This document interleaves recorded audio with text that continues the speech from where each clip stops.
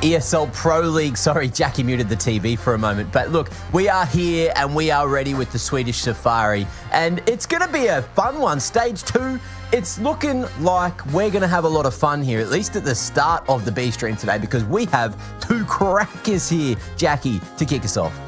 We do, mate. We do, mate. A hell of a spread, really, isn't it? You know, this is what you want when you wake up for a day of CS. I imagine for the viewers at home as well that have walked in and kind of wonder what this Inception-based TV scene that's going on is. But we're setting the stage, Mac, for what should hopefully be a great day of games, bud.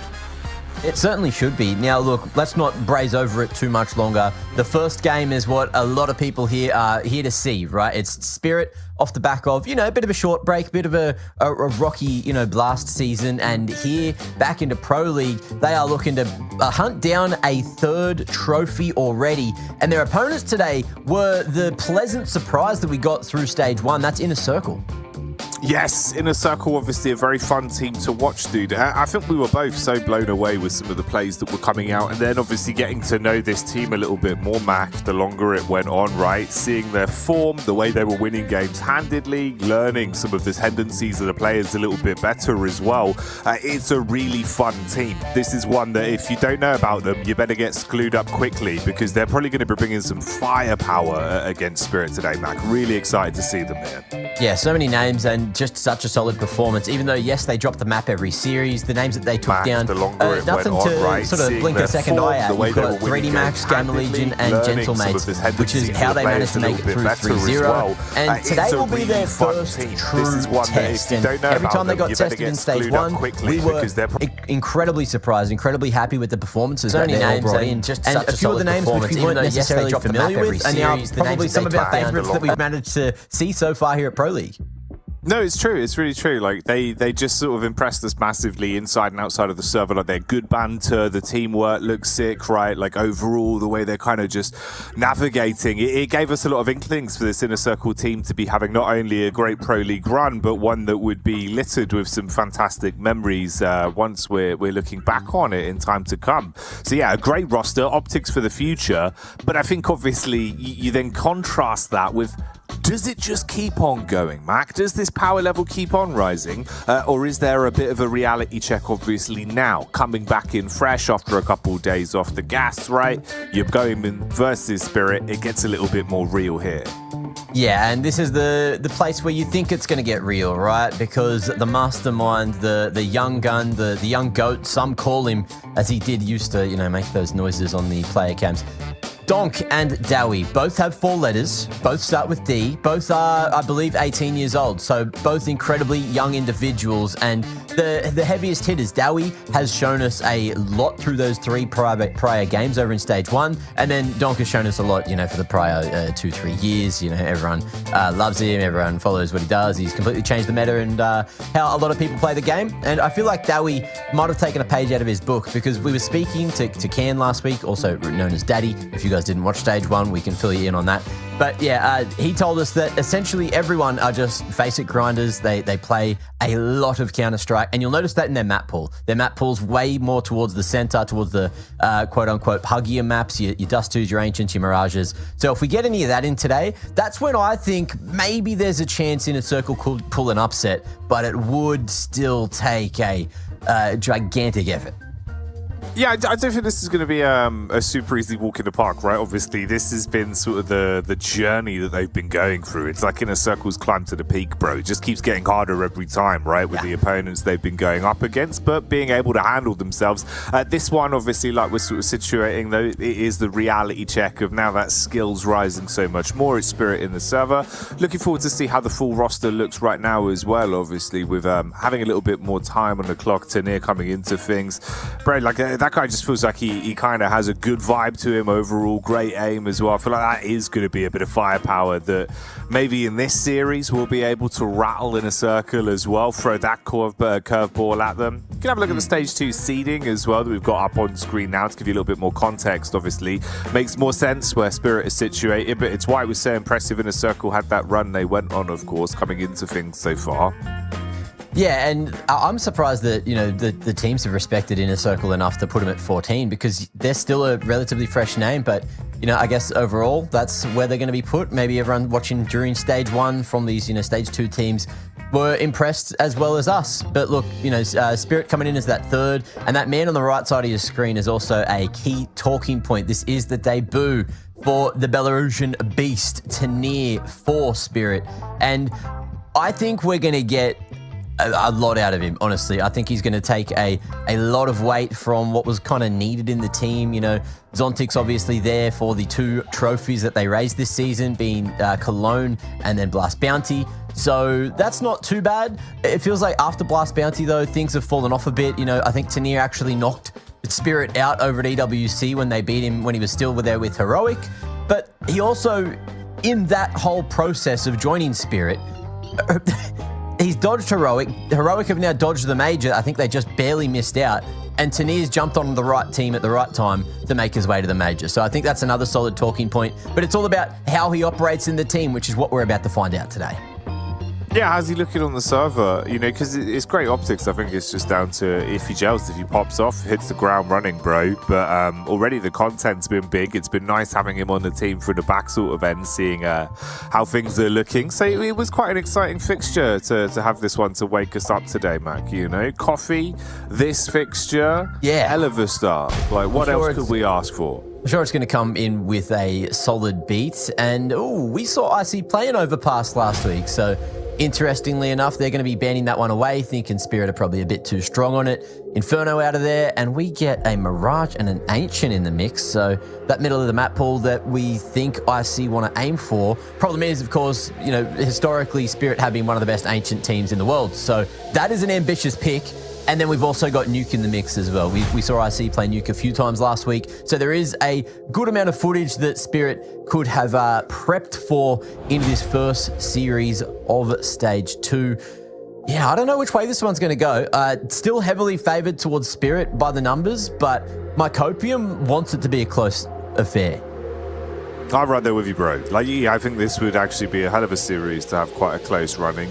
Maybe give them a run for their money, see how far it'll go. I'd say Inner Circle could definitely keep it close. If there was a chance for an upset, this is where it would come out as well, right? First game, get back into it. Especially if they're not ready. We know what's coming from Inner Circle. They get a pistol under their belt, Mac. You're going to hear a whole collection of noises thrown at you. The energy's going to be there. You know what I mean, right? Like, Spirit might not be prepped for that. It gets aggro real quick, and it's fun CS as well. Like, they bring it on the server. Even the head-to-heads you were obviously giving the context for, like, that's gonna bang, dude. If Dowie plays well again here today, should be some really lights out Counter-Strike. I feel like this is the situation where we really get to see IC play under the pressure of the nerves that we could assume that they're going to have, because they haven't had an opponent of this level, of this strength yet. And everyone that they have played, they've still managed to find their vibes. So we'll see if they get that going. The other thing as well, it is LAN, but it's still no crowd. It's still in the studio. So you won't have that extra pressure on your shoulders either. And we'll see if that's going to affect anyone. And if Spirit are going to have potentially, if they start slow and IC start fast, like, this is where, these are all the angles where I can see IC potentially, at least taking a map, if not the whole series. That is a big call. That is a big call to make. And I just love to see it. I love these up-and-coming Ukrainian individuals. What was the average age? I think it was like 20.3. Everyone on this team is so young, so on their way to success. And I hope that we get to continue seeing these individuals for the near future and the far future. Everything that they're doing has been so solid, and Ancient's a great way for them to kick things off and try to find themselves. Oh, hell yeah, dudes. Also, it's another great one where, we go out onto Ancient if we get some close matchups here initially, see how tight the duels are looking. It gives us a little bit more of a benchmark based on some of what we saw from IC, of course, just a few days ago. And talking of which, obviously, it's been a couple of days off. I'm sure we've given everyone enough time to complete their homework, make it back. I hope everyone's arrived in the EPL B-Stream classroom nice and early today, Mac. How are things looking? Well, we got a lot of movement. We got a lot of people. There's 8,000 people in the classroom. Now, I think everyone's going to have to hit us with a present, because I can't actually count that many. If anyone moves, it's going to be like playing a bomb on the bomb on, in Mario Party where you got to take the names, you got to figure out how many are there, but because they constantly move around, you can't get the number right, or at least it's quite hard difficult. hard to assess, isn't it? It's like, if you turn the lights off really quickly and there's a load of cockroaches, you'd be like, what's 8,000 happening? little cockroaches running around the yard. I can't count you all. So please, present in the chat if you are here, if you are in the classroom, and tardy if you think you're going to be late. Just let us know ahead of time. Thank you very much. The other couple of bits of housekeeping, if you have any questions, just drop them in. We'll answer them from the chat directly, or you can answer or send them rather into the mailbag, DHL mailbag at efg.gg, and I'll be getting those straight into my inbox. So make sure you get those in. Make sure you allow us to crack open the sack at some point because we need to see what kind of mail is sent in. You can also exclamation mail, which could be M-A-L-E or M-A-I-L in the chat, and that'll give you the link as well. So you don't have to type it out, which is lovely. I'm going to grab the tender, Jackie. Is anyone hitting absent yet, or present rather? As far as I can see so far, quite a few people coming into the classroom now, making their attendance known. It's lovely to see you all. Ben XRS there, hello. Lunchalysis, hello. Just in time. Yeah, okay. Look, quite a lot of you coming in. Well, good to see you. Obviously, sit down quick if you can. Not seeing too many absence today, which is nice. We're not going to have to mark too many of you as late. And you're on time for a great game. This one will be a learning experience. It's going to be on the end of season report card because you'll need to know about these plays, Mac. Let's get them educated. We're going into it. Spirit versus Inner Circle. Excited for this, mate. Anxious to kick us off. Well, Inner Circle doing the right thing, and that's going to the completely open B site. Looks like Spirit, we're expecting an A split of sorts, but with these smokes blooming over towards long and short, there is a lot of space for free, and it looks like with, one smoke, one flash, one HE, Team Spirit are very happy just to play retake on B. But I see us spending a lot of time clearing out everything, which has allowed Spirit to make their way into the area. Dowie on the bomb site, gets it planted. Spirit set up for this retake. Ooh, see a little bit of a toe there from Knife, and the reaction starts to get coiled. Dowie's good though. Gut punch to the head straight away. More to be done. Dowie doubling it up, and this is looking a little bit sour for Spirit already. It's just that man, isn't it? And he wants even more. All the confidence in the world with 7 HP, and he'll grab himself 4 to open up the round, Mac. What do you know? So making all the right moves and hitting all the right shots. Spirit just trying to structure themselves, but not able to find any real map control. No way back into the site. Dowie just deleting a couple of the big names before they were able to make their way back in.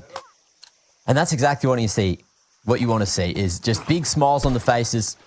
A solid win on the pistol, but now we need to see if they can capitalize here. Team Spirit, respectful, just keeping the USPs in hand and getting aggro early. Big wide swing, looking to set up Donk, who decides that's probably not the best idea. And will clear out a main, make his way back to Donut, and just call the troops in to try and play the numbers game.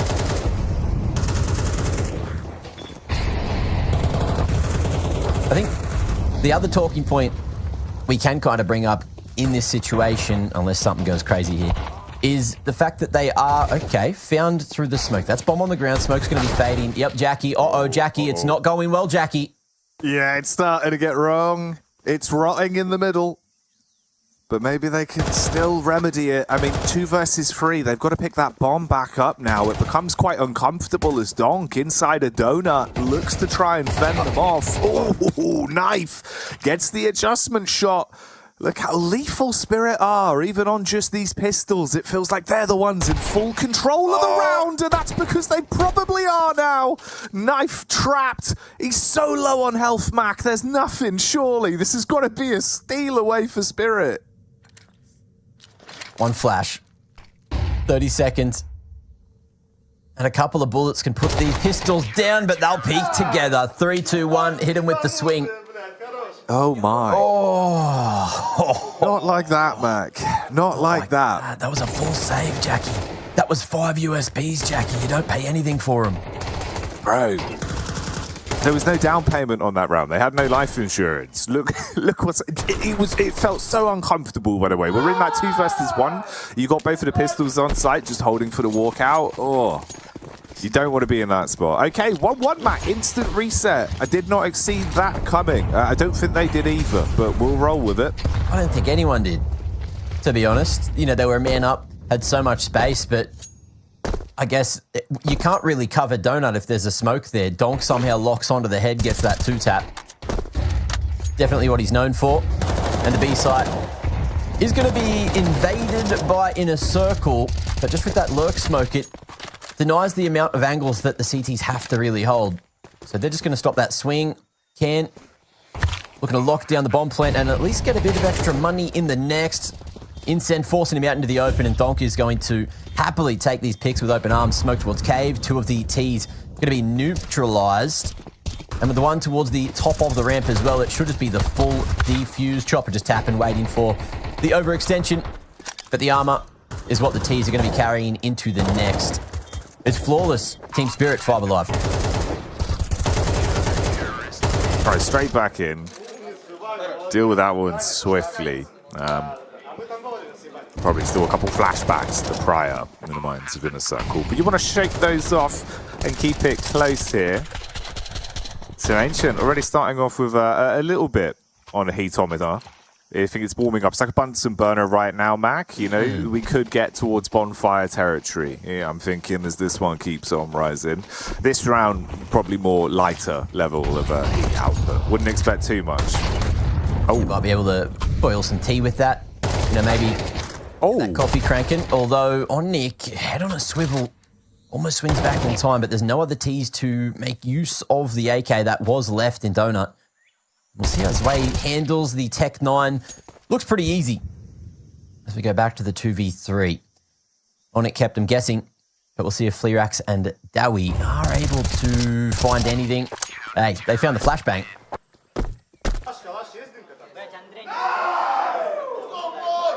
I mean, it was a bit of a pacier start, at least. I like the heads-up call, right? Like the quick engage, just, there you go, Onyx running in. Like, this guy had some crazy pathing when we were watching him back in the play-ins as well to lead us here, right, with stage 1. He was really, really good at just being able to sort of set his eyes, like visualize a way in towards bomb site, visualize his way in towards mid, create issues for teams. Great aim, good multi-kills. So if Onyx shows us a bit of that into the rifles, then yeah, we could be cooking. Daddy as well, look at him. He's got back up with Dowie. This is a deadly duo when they're playing off each other on Ancient T side. Looking to get a bit of space towards Red Room initially. Smokes off, zoning each other out. Ramp control taken though. It's Chopper with a heads up call. Cuts back the leaves, Mac. Pushes down, and they've already got deep control here towards B now. Chopper. Deep flash. A little too far. But Zwei is here to try and make the most of it. Fleerax, mischance, and tries to continue going for that opportunity, but will almost fall back in time. Catching Zwei on the swing through the smoke side.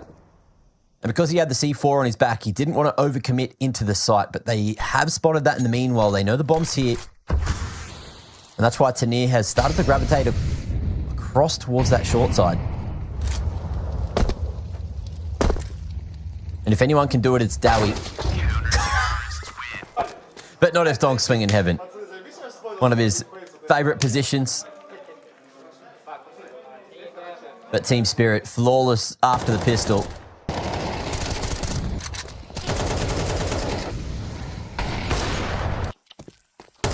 Yeah, I've been cooking with gas the longer this one's gone on. And it's not very long, really, because we haven't been live for that much time. It's been a pretty rapid game since the opening round. Big bite back from Spirit in the second. Didn't see that twist coming, but we're living in that reality now. Constant peril in terms of the economy as well for Inner Circle on the T side, so not really being able to give themselves the best jump start into these rounds, and Shiro smiting them with a barrel out towards mid side. That's a good pick onto Dowie. So your impact man down on the ground early. Just regrouping as well. Back to basics of B. Put the muddy shoes on. Let's see if they can get in. Ooh, Onyx Leading by example, bit of IGL and IGL action, but that Deagle was maybe all they'll find this round. Fleerax coming in better late than never, but a Tech 9, not necessarily the best tool for the job. And Shiro takes yet another name as in a circle. We'll go back to another gun round. And looks like we are going to have a quick tactical taken. Not too sure who has been the caller of that just yet. We'll find out in a moment. It looks like it's IC's time to have a quick chat. Feels like the nerves are definitely being sensed, as well as shaken.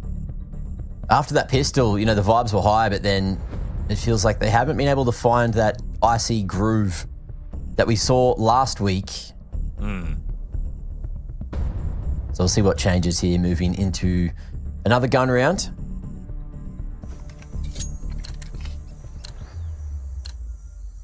Shiro with the elbow smoke. And IC, what are they going for? Okay, cave smoke, red room smoke. And Daddy, looking to center that mid late through the mollies. We'll be able to find Donk. And that's a big head to hunt. Knife crossing there, dodging the spam from Chopper and Cave. Until he gets that second shot. Ooh. That one stings, actually. That's a good follow-up back from Chopper. It's quite an important kill as well. Knife on T side of Ancient, he's been a big force for this team. It's him and Dowie that play very well off one another. And Daddy as well, as you could see with that mid-pick. Having that trifecta could have been beneficial, but Chopper playing with fire towards closed cave. Lines it up for the wallbang. Slays the first, so we're back in a 4v4. Walks back out as well, so sleight of hand, replacing it was way close towards the lip. Dowie, dual peak, they take the fight, isolated, but it's a 1-for-1 trade. Still all up in the air then, walking out on the back of the site. Tanir going to spot that quick adjustment. And we're down to a 2 versus 3. 40 seconds on the clock, Mac. They can try and gamble for the B play.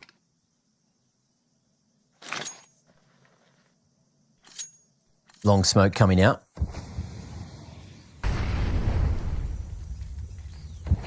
Reducing the angles that they have to worry about, and that's the last 2 smokes that they have. 22nd on the clock. Dowie looking to potentially just plant this as safe as he possibly can, but not expecting Chopper just to go aggro through long, and there wasn't cover there. Fleerax too worried about his own tail over towards Cave, and with the AWP in hand, he just wants to save it into the next.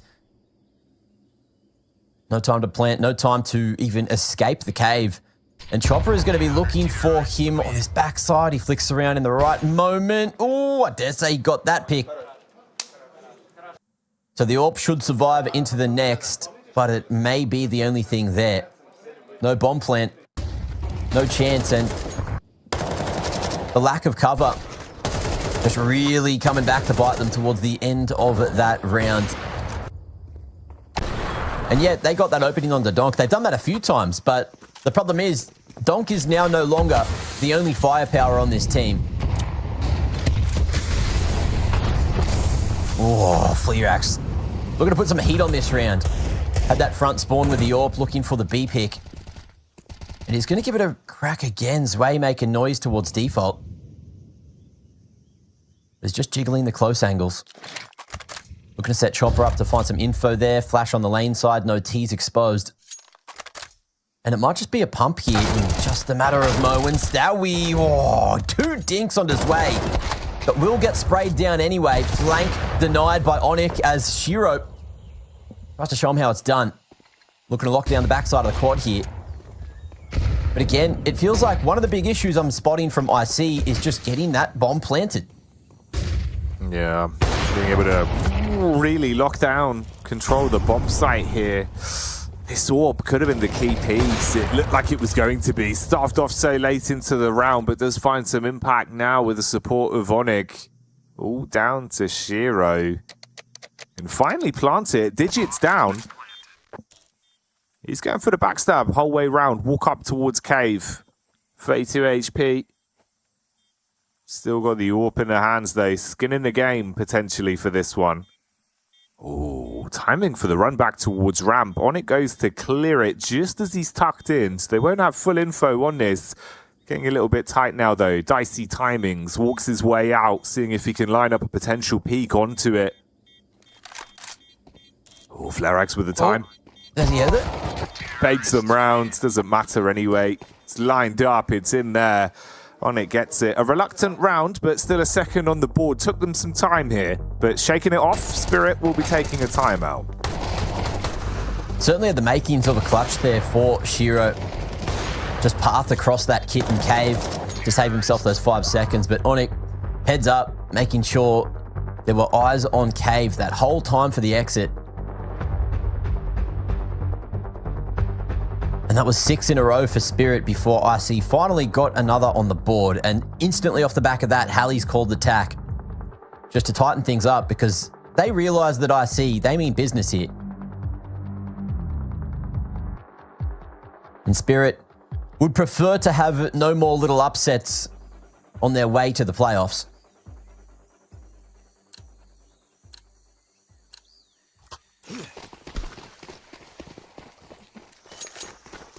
Let's see if anything changes.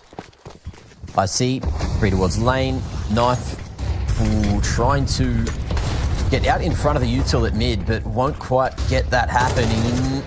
And Chopper, that flash just not as effective as he hoped. Peek and slow onto the line, gets his head ripped off. And with cave control, that B site now in some form of disarray. Donk just smoking to buy time for the rotation. Ashiro will pick up mid. But the most important piece right now for Spirit is, in the meanwhile, Tanir's made that aggressive move in A main. He's over in that cutout, which allows them to play full retake. You give up donut, you give up mid, and you just try to reinforce that B side as best possible.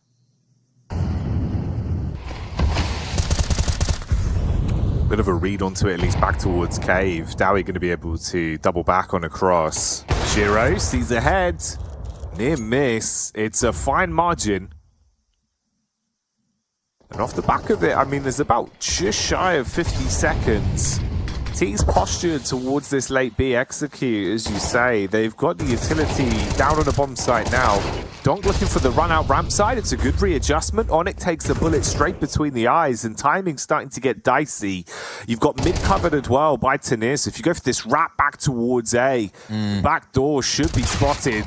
Oh, should's the operative word. The scope delivers. Hell of a shot from Flirax. Okay, they're still in the round. Yeah, Tanir feeling like he had to make a move. There was a lot of noise being made towards that B site. And in the meanwhile, you can see with Dowie's position here, he should hear Donk rotating through T-spawn. I believe the water is audible from where Dowie was playing, but it is just going to be that save. No attempt. You look at the money, you think the long game. And with Tanir only 1,400 in the back pocket and not too much of a round loss bonus, these rifles will certainly go a long way, especially Shiro's AWP, which has been getting a couple of heads already. 10-3 for him. And Team Spirit just bringing the action straight out of the gates, which at this point, I guess you'd expect. And yes, chat, just for everyone that's wondering why we're talking about Icy, I know he's not on this team. IC, 2 different letters, back to back, means inner circle, guys. Just for the clarification. It's like a abbreviation type beat, you know what I mean? Yeah, type beat, yeah. Just keep that in mind. Because Inner Circle don't have time to spell things out for you. They like to make plays quickly, if we've learned anything from prior. Like that. Ooh, there you go. That's one way to take the top off. At least Chopper matching the momentum. It's a good 1-for-1. Hitting that spam a few times from the cave. In a circle. In the 4v4, this time putting more pressure towards mid. We saw this a few times last week. It feels like we're getting less explosivity out of IC. Obviously, they kind of want to feel out the rounds. They realize Team Spirit are better on the protocols, at least on paper. And Shiro just hoping he's got the right timing to snag a kill away on Donut. Lirax, he takes the line, and in comes this push. He knew, but the line a little too wide, and Shiro still gets it with the peak. Going to be stuck over towards New Box, and at the same time, Tanir denying aggression through the middle. So man disadvantage as Knife tries to take the blind fight. And Donut control is not going to quite be there for the CTs just yet, nor the Ts. HE going towards the back, polishes off Tanir, and the two remaining Spirit members are looking to make their way in. Positions both heard, both known. And Onyx at range is able to find that first. Playing from the back of Donut. Oh, default even way takes his head right off the top. 3 haircuts there. And it's a rough position for IC to be in. It looked again like it was going to be that 4th round. So close, yet so far. Yeah, nice retake. Really clean play there towards the end, right on the pathing back out from Temple side.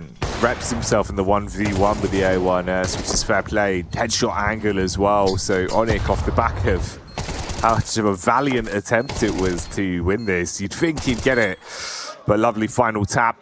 Stealing it away. Spirit get the rounds. The donkey emote there, the POV. And we're back in round 11 then. So 7-3 first half so far, coming towards its close. Early utility does an awful lot to put a full stop on that mid push. That's a ton of damage taken.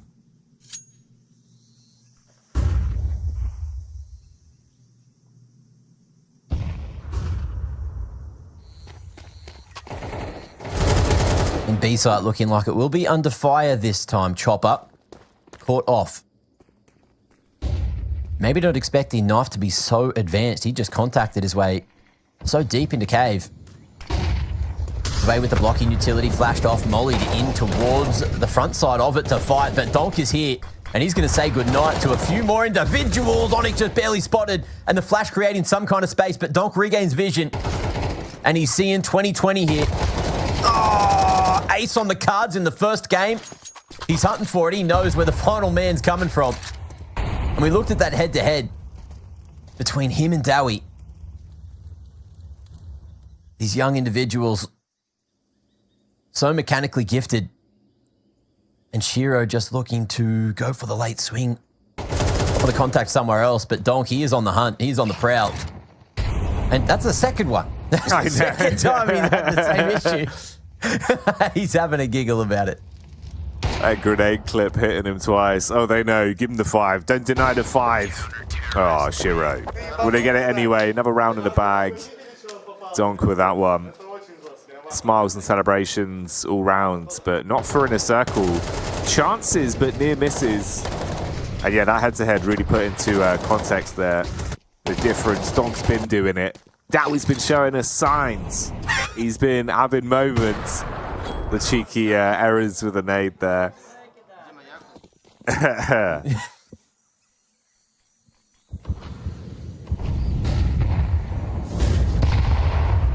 Oh, and faster again. Dowie straight in towards Donut, taking Donkey out of the meanwhile. It's going to be massive pressure towards this A site early. Shiro won't be able to escape away, but there is still Tanir here. And he's got a big job to do. Maybe they don't expect 3 already. Too much focus back towards the mid side and still no control fully on this A site. Knife coming through with a trade. Smoke broken. And that's going to be no coverage on the planter who gets that bomb down just in time. Knife on his way. Sends those bullets straight on back. And Chopper with half health. Last round of the half. Going to give it a red hot crack on the clutch. Seeing if he can wind up for it. This is the round where Knife comes alive, though, and that's what guarantees them at least an 8-4 half. Big plays as he stabs in a circle back into the game. Let's see if they can keep it up, though, in the second half.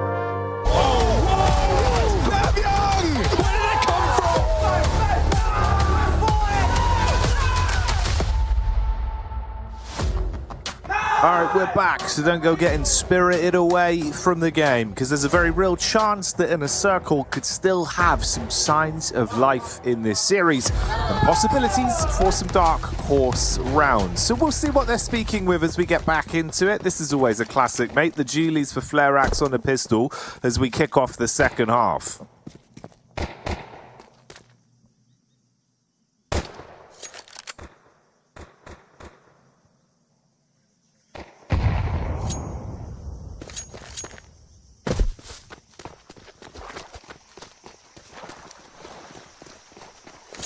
Now into the second, it looks like IC in a better position than what, say, Team Spirit might have been in the first half. Hard crossfire on the cave choke. Eyes on long. Postured in good positions to play for the retake. You want that cave control just to make it that little bit easier to slide back into the B site. But that smoke leaves something to be desired at the top of the ramp. And there's still so much space for the T's just to make their way in. But Knife, he's fought from cave instead. Clear Axe with the Julie. He's going to be walking straight into the young goat. And there is going to be back lanes control. But other than that, it's going to be difficult to get back in. Flash forward. Donk just taking a few more names. Onyx trying to send it back. But Shiro positioned perfectly to refrag. And Tanir activates on the Giga Lurk. And that'll be that.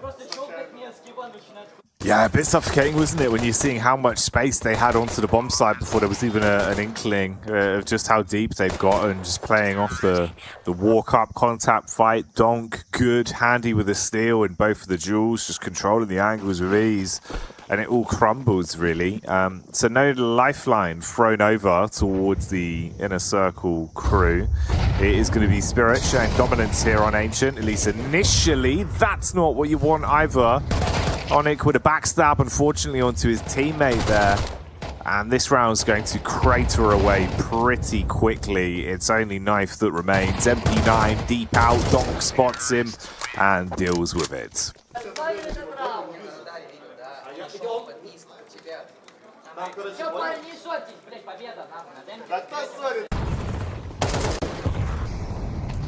Fending off the youngsters.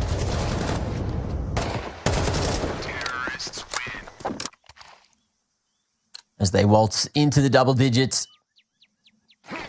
And Inner Circle hoping that they can provide some kind of firepower just with the P250, with the Deagles.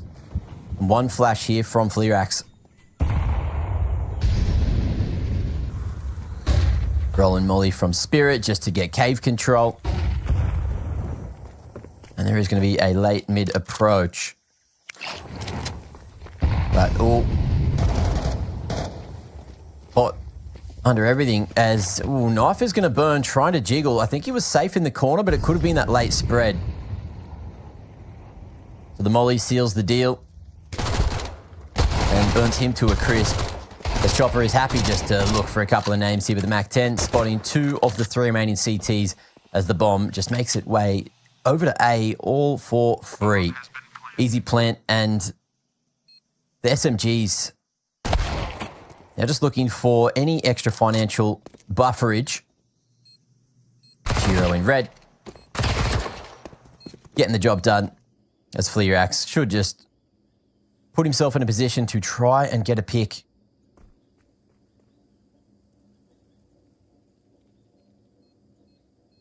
Every extra bit of money that he's able to put in that back pocket, of course, goes to the AWP fund. But I don't know if he's going to be looking the right way. 11-4 and Team Spirit letting Inner Circle know what defeat is going to feel like. Yeah, kind of giving it right now. Not too much that could be done back either, obviously, you know, sustainability of the game with the scoreline you had really at the half, not getting the pistol, getting reset off the back of winning the first one especially as well. It's all been quite bumpy. Have to just maximize your efforts, especially now. This is basically do or die. So last chance saloon for Inner Circle to find a way to maybe get into this game whatsoever here on Ancient. You do get the AWP back out, so he cracks open that piggy bank, invests into the big green gun, and was pretty bloody consistent with it. When we were watching him back in stage 1, he had a lot of huge rounds that could turn tides on games. So CT side playing more of a defensive setup here with the coverage on B. He's looking for that ramp attack from Spirit. And they're just posturing for it in the meantime. A lot of space at middle as well. Ooh, sees a little bit of skin with a scope there. Baited out for the first shot onto Chopper, but no connection, Mac. We'll see if he gets a couple more opportunities. Zwei more on the close angle. Onyx spots his barrel around the corner. Locking the opening knife, though. A dangerous solo mission. Exploring down the ramp side. And just when they had the numbers, I feel like maybe that's a mistake that could come back to cost them. Tanir going to be clearing one side, not the other. As Onyx goes forward, expecting to potentially get out of dodge in time. But the danger not too far away. Dowie caught with util in hand, won't be able to shoot back. Oh, and just like that, it all comes crumbling down. Spirit just constantly contacting. And it feels like IC just weren't quite expecting all of the Spirit individuals to still be hanging around like that. And they make it look way too easy. Just pushing them over in the end there, Jackie. 12-4. And Inner Circle are struggling for answers. Yeah, they really are. You know, it's rough, man. Feels like you're just not outputting the same heat right now. Maybe a little bit more nervous as well. And some of the ifs and buts rounds, right? Some of the early flow to this game that could have given them a nice bit of stature, maybe the confidence they needed. Not finding that certainly rattled them, and key pieces just aren't hitting shots in the same way. Dowie trying to turn the tide here, gets aggro. Good for one with the Famas, but that might be all it is. It's quicker pace across the board. Onyx just comes out like an acrobat, and inside of the smoke, it's Khan, aka Daddy, making plays. He's trying to take them down one by one. Good for two, but there's the reply from Chopper. And unless Knife can slice this round back open, Mac, it feels like Ancient will be dead and done. I don't know how much dissection we're going to see, especially with Spirit just doubling up, going together, looking to lock in Ancient as the first map of the series. Shifting in, making his way to site, and constant jiggling, constant info gathering. Displayed by Spirit, it's more than enough. The fight from Chopper gets it done, 13-4. Maximum devastation coming through for Inner Circle. It started so strong and then just dissipated up against USPs. Felt like they could never really get their groove back. And I guess they'll have to lean towards Nuke to try to find themselves here in the series. But Spirit, as expected, you know, one of the top seeds, especially according to the VRS ranking. Mate, they are here to make it to the playoffs ASAP. Yeah, they came to play, didn't they? Didn't really even get to fully get like a litmus test of the vibe of the full roster now, or how Tanir's feeling. Had a couple rounds from him, right, where he had some good holds, nice reactions, shots, looking damn good inside and outside the server, but excited to see more from him. Still want to keep him under the microscope for now. Overall, it's a classic from Donk, some nice rounds from Spirit as a whole. Inner Circle opportunities, but never really capitalized on them. Yeah, just a shame, man. I think this could have been a much closer game. There was chances for it, right? But of course, in Spirit, and the fact that we get to see a good benchmark from them goes to show that this isn't going to be a walk in the park of the series. Remainder of the map pool as well, maybe there's some chances, but looking a whole lot harder now for that storyline of, you know, success and happiness to just carry on as it was previously for Inner Circle. Yeah, it's a bit of pill to swallow, but one that I think we needed to see for Inner Circle, which is, you know, how they are going to operate when things don't really go their way. And all they had last week was success, right? So we finally get to see them, you know, standing up to the adversity and at least copying some themselves. Only 4 rounds, though, doesn't leave a lot of confidence for, anyone watching at home, for us, for, even themselves. So there's going to have to be a dramatic turnaround. Kane there, who is the stand-in coach, is what we found out, is hopefully going to be able to rekindle the spirits of the boys, because he's going to have to. I feel like that's the only angle we can sort of go for here. Yeah, you got to get in there, like, kind of recalibrate things. It's like me with you, Mac, with this little TV. Mm-hmm. Got to get you in the right place, so we get the optimal signal. There we go. Hey. Fixed it. Nice. That's looking good. All right, we got pristine Mac signal. This is kind of what they need, right? You've got to beam into the heads of your players so they're able to line it up and just say, like, hey, let's get it, Mac. We're gonna do it. Oh, we've got too close. We've got way too close for anyone's comfort. We're gonna figure this shit out, because we got a break to get to, and we got Nuke to get to coming up just after this.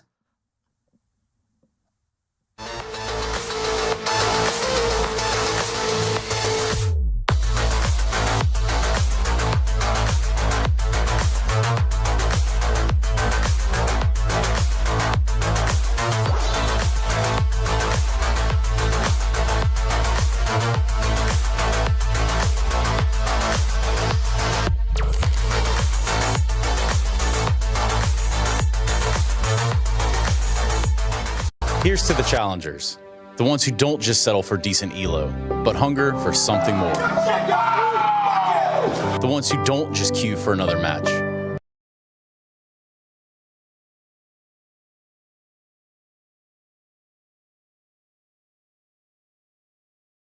But prepare for war. You can doubt them, overlook them. Be their tomb as apex, all five! I'm really bad in English. So there's a reaction. Let's go, Nico! Nice, Nico! Let's go!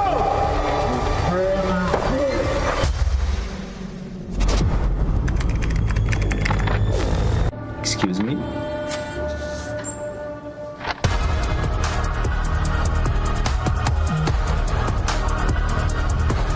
Anything? Oh, so here my story begins. He was waiting this moment.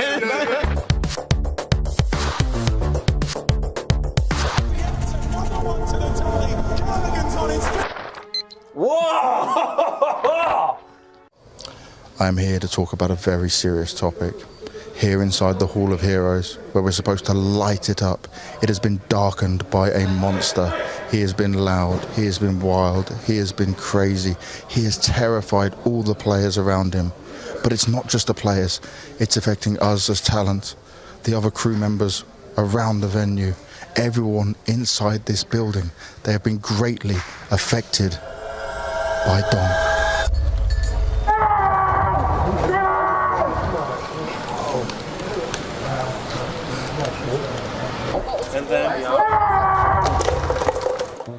Nice! I think he's going to try to go in again on a timing.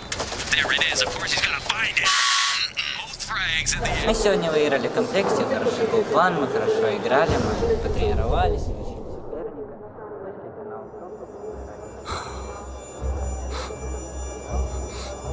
As you can see, we have all been greatly affected. Something has to be done. We need help. Oh my God. Hi. Hello, Donk. How are you? Yep. Let's get back to the show. Hello. How are you doing? Good. Yeah? Yes? You're just setting up? I turn off my PC. Why? Don't know. On purpose. Okay. When did you arrive, guys? Yesterday? Yes. Okay. Did you play any Faceit or you just chilled? I played 3 Faceit games, I think, and 500 as much. Okay. How did it go? Good.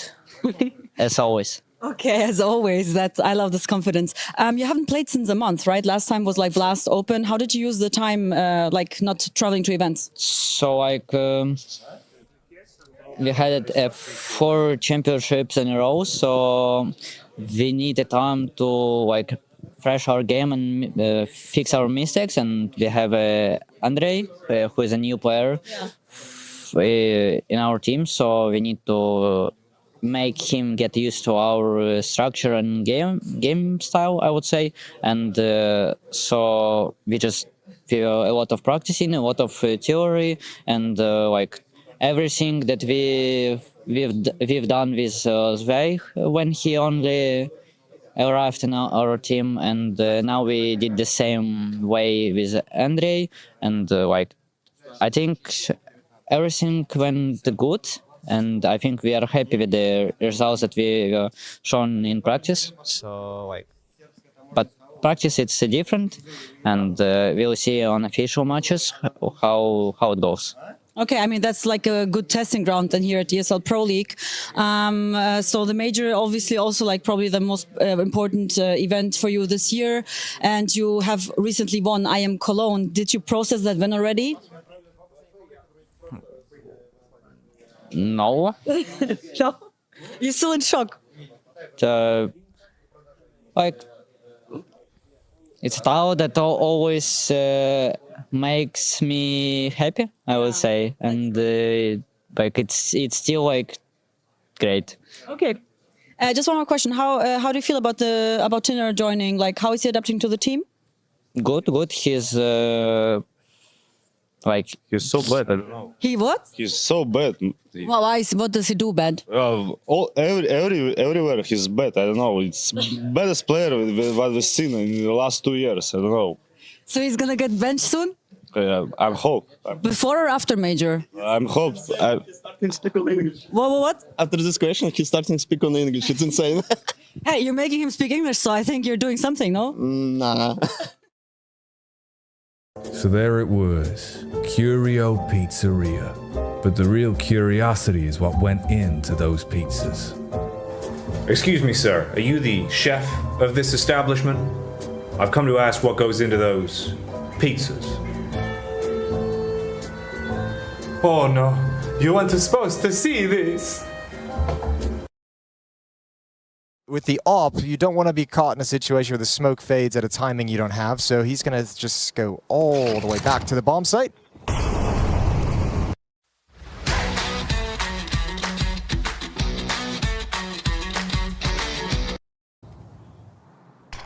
The timing on that AWP exertion sequence is just insane in about 3 different ways.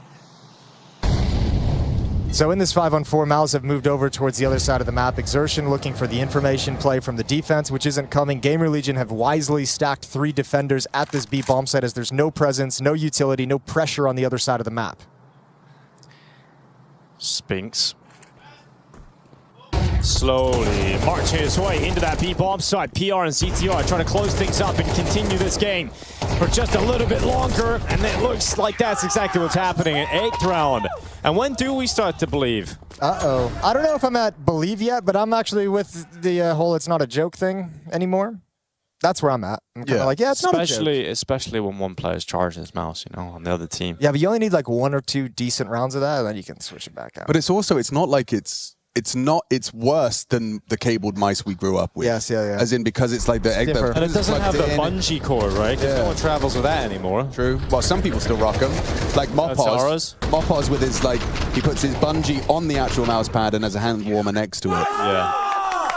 He needs a lot of space. They're starting to believe. Window no scope from Senzo! It's a perfect end! What is this come to? This is madness! Ladies and gentlemen, welcome back to the Mackie and Jackie Swedish Safari, which is the morning show here on ESL Pro League Season 22. If you're wondering why it's all wacky, it's all funny, and maybe we're a little bit tired, is because we're all waking up together, and Spirit really just gave us a jolt after Inner Circle had a rough start.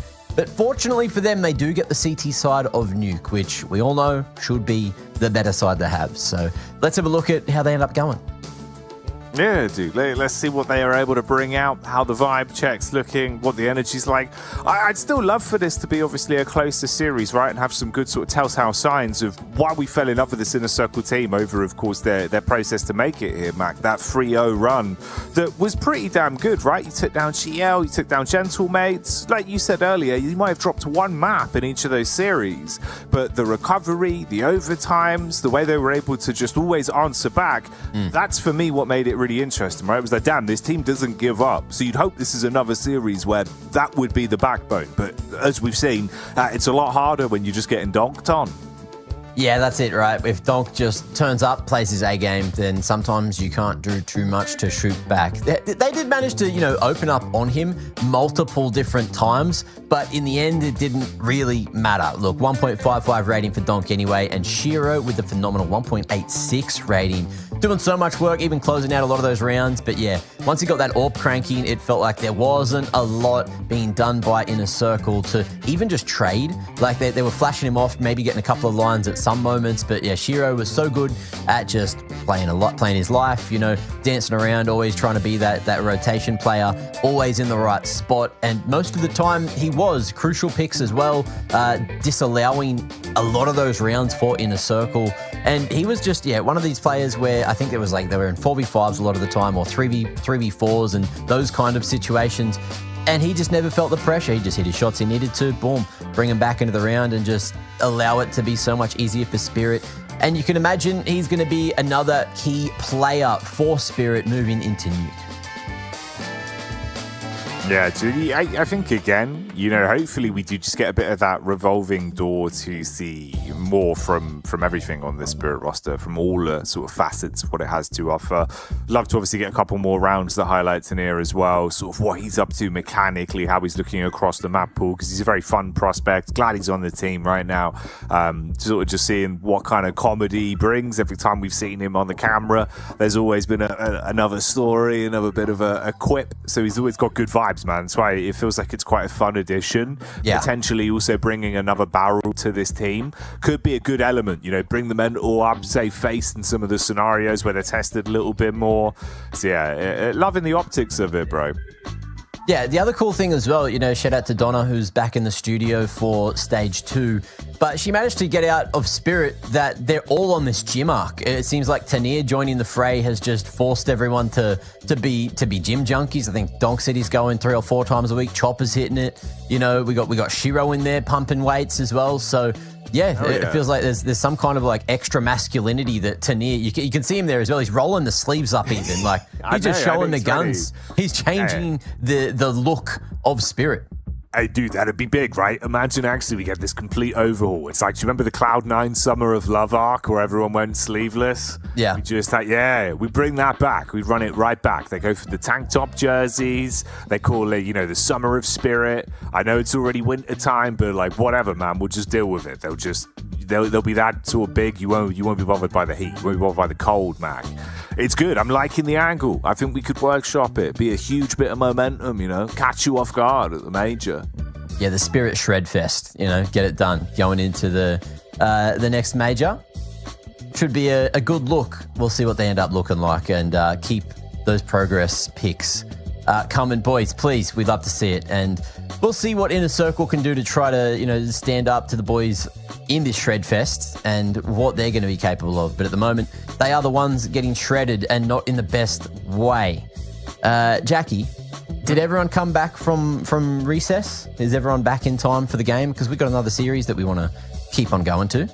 Well, I'd hope so. Are you all sat down? Please let us know if you're sat down comfortably, because we don't have very much time. We don't like anyone that's disruptive in this classroom. So if you could please let us know if you're in attendance or if we're going to need to mark you down as absent, because myself and Professor Mac, we're not going to stand for this. This is quite an important part of the day's curriculum. You need to learn what Team Spirit and Inner Circle have to show here on Map 2. So dial in for it. It's Nuke. We're going to strap in for some T-side Spirit gameplay up against Inner Circle, kicking it off on a CT side.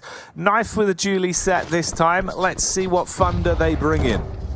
Giving absolutely no time for Inner Circle to think. Oh, Knife couldn't even pull the jewelries out on time. It's awkward, it's fast, and Donk is going to take as many names as possible, but now it's down to Chopper, who is throwing that util, and the bomb is down there at default, with both CTs up on the rafters, looking to fight together at heaven. Chopper just gaining as much audible information as possible before deciding how to play it, but the CTs, they're the ones looking. Doubling up with the hut push, going for the full wrap back to door, and Chopper none the wiser. Looking the wrong way. It should be easy pickings, a little whiffy. Just lets him know. Makes it a fair fight. Valiant out of Onyx to do that. But alas, Inner Circle starting Ancient similarly to Nuke. You know what's interesting, Mac, as well?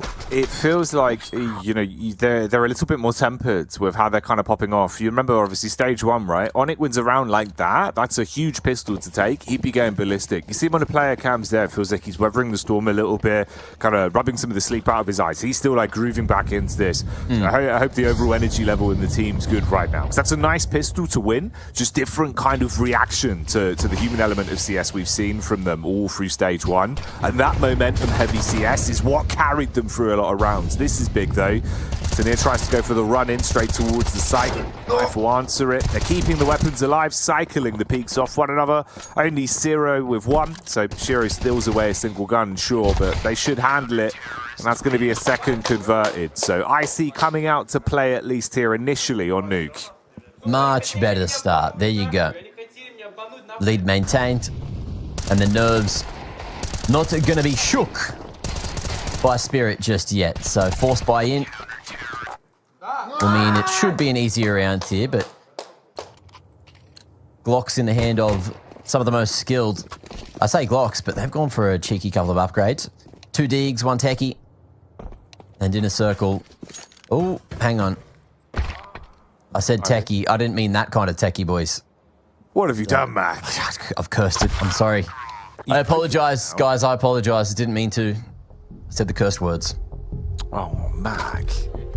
Dude, you know, I remember, I think I had one of the worst ones where we had a tech pause once when we were playing like this online, like Go 4 Cup or whatever it was. It was like the grand finals. And for some reason, my teammate's mum, you know, we were all like young at the time. She runs in. She's like, "You've got to have your chicken nuggets." Now, I say young, we're like 20, of course, playing Go 4, you know? so she's like dropped that one on him, and he's like, "No, look, I'm mid-official. Like, we're in a game. Just put them on the side. I didn't ask for these. I don't want these. It's fine." She just unplugged the internet. Just turned the internet off. So we were there on Nuke. I think it was like, you know, 11-5 up. We lost the whole game, Mac. We lost the whole final. Had to play 4 versus 5 on Nuke, and then got defaulted. You couldn't come back in time. All because of chicken nuggets. Chicken nuggets that no one asked for. Just eat at your PC. No, that's the thing. That's the thing. That like, bad of a downstairs. concept? You got to come downstairs now. Like, I'm 20 years old. I'm fragging. I'm winning the tournament. Please, mum. But yeah, nightmare. Bro, my face it team. Sometimes I'll just, you know, I'll order food or whatever, or just heat it up and just eat it mid game, because to me, like, eating's not that much of a problem. You know, I can just smash it down real quick. I got that skill, you know. And I'm just eating, so like, if someone doesn't make a call, I'll just like have food in my mouth. Oh, I don't know, one wrong or whatever. And someone's like, "Why are you eating, bro? Like, why you play if you eat?" And they just started like going crazy. I'm like, "Bro, this isn't affecting me. Is it affecting you? Like, I'm just making calls that you're not making. All right? I'm trying to help. I'm trying to help, man. Yeah, no, I get it. Yeah, I had like some of the best ones. It's like when you go to LAN, you know. And I remember we went to LAN once. A Neokai turned up, and he didn't check his headset mic last minute. You know, completely different mic to what he uses at home. So he gets to the LAN. We're playing the first map. It's Overpass. He turns and looks at me. Right, I'm sat next to him. He tries to comm that there's 2 guys in connector, and all you hear is just like, and it's like, "Oh, okay. So he has no idea, right? So he's hardcore comment, like he's giving updates, he's letting you know what's happening. He's coming around, like playing the LAN. And I'm just there, like blowing my ears off, trying to translate, looking at his lips, like, "I think Neo said it's going to be 1 on B side, guys." Like, it was awful. It was madness. But anyway, The trials and tribulations of tech pauses aside, it still is a bit of a slow and stagnant start here for Spirit.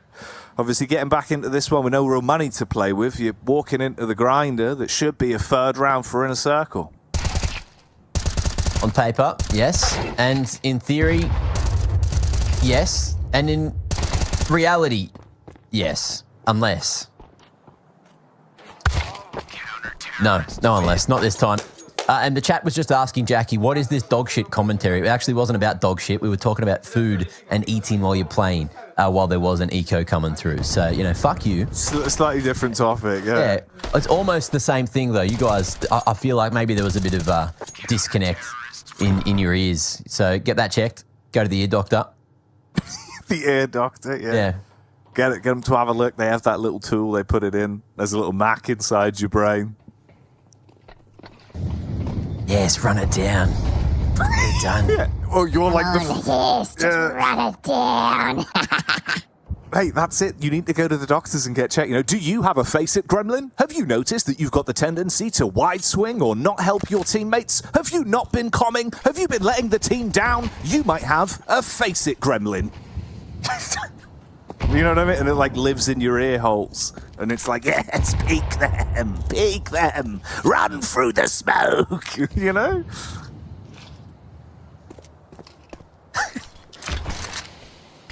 We'll workshop that. We'll try and invest in little ear gremlins. That being said, little smoke gremlins exist in this game, and we just found one. Donk. Spotted on the edge of it.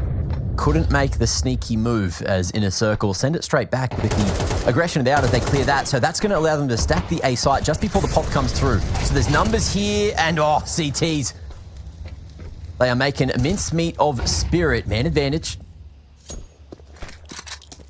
And a lot of noise getting made as Chopper goes for the aggro approach, telling the boys in lobby just to wait for him to make his move first.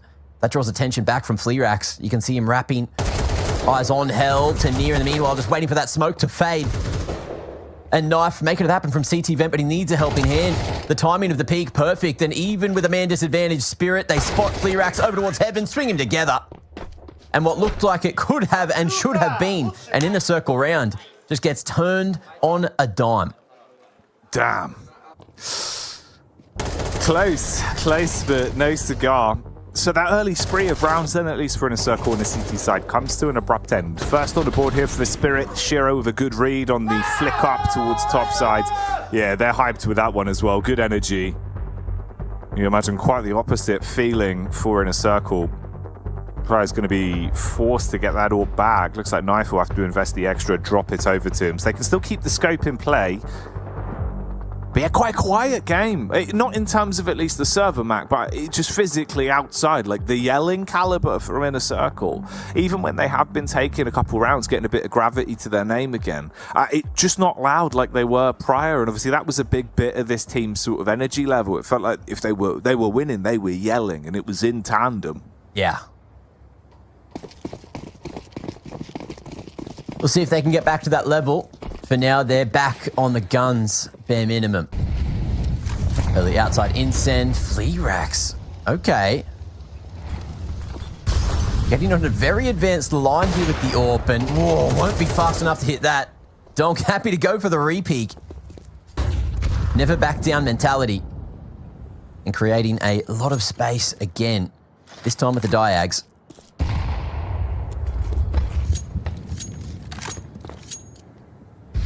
For everyone in chat as well, if you don't know what diags are, that's diagonal smokes.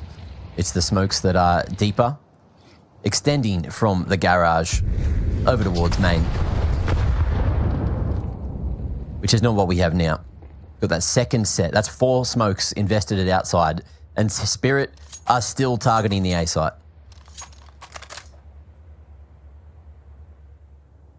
Yeah, they want to run it back once again. Stereo peaks here towards Squeaky Door. Zui looking for it. Hoping you can bait in the overextension. They're not really biting on this one. Smoke over. Nice use of the HE. It's good chip damage. Fleerax as well. Getting quite low now. Sideline sweep. Oh, they don't expect it. Good for free. Triple threat. And it's all down to Donk. walking back towards main. I mean, 28 seconds on the clock. Not a lot of time to find a play to make on this one. He's going to have to wait for it to dissipate. Knives honed on the angle. And Inner Circle get another one. So good read. Straight back in. That's lovely play from the back of the vent there. That's what you want to see, man. Yeah. 100%. Daddy laying down the law. And a solid read for what Spirit were throwing. And that's what you were calling on, Jackie. Bit of extra action, bit of extra noise being made from the Inner Circle camp. We haven't heard the monkey noises yet, have we? I feel like we haven't. No, he's not whipped it out today. That was a stage 1 classic, though. If you missed it, Onyx was throwing it out 24/7. It was his vibe check. Yeah. I feel like maybe there's a bit more respect getting shown to Spirit, which is understandable. It feels that way, right? They know who the top dogs are here in the mix. In the meanwhile, Tanir having a bit of an awkward affair to make his way down vent, but he does get there successfully. And I don't know if that's been sent across, although Fleerax now eyes on single. Will be able to react in time. Cops a dink for his troubles, but won't get any more. That's an AWP retrievable. Control. Going to be taken by Spirit in the meanwhile. And there is a man advantage, but they still have to get past Donk, who's managed to get his rifle in hand. Oh, plenty in the clip. Well, we see a clip. Good dodge on the flashbang forward. 3 CTs just bowling him down. And Shiro, in the meanwhile, has the AWP for moments, but not long enough. Good trade game to get back into the site, and it's a fight won by Inner Circle for 5. Yeah, it's a nice retake, man. They play off each other well. Obviously had a little bit of an advantage of the numbers to work with, but there were fine margins there for Spirit to potentially actually upset. Like, you know, you could have had Donk at that multi-kill with Galil tucked in, especially when you see Shiro armed with a scavenged AWP as well. Your heart beats a little bit more, but they handle it nicely. Good reads. Knife with the timing on the backstab on ramp as well. Gave them a lot of space. Dowie always looking good in some of these rounds. And this is another one where you're going to see Inner Circle at least getting momentum now. So building 5-1 split on the score. Timeout called back in for Spirit. Opportunity to chat. All rifles all round for the T side on the rebuy.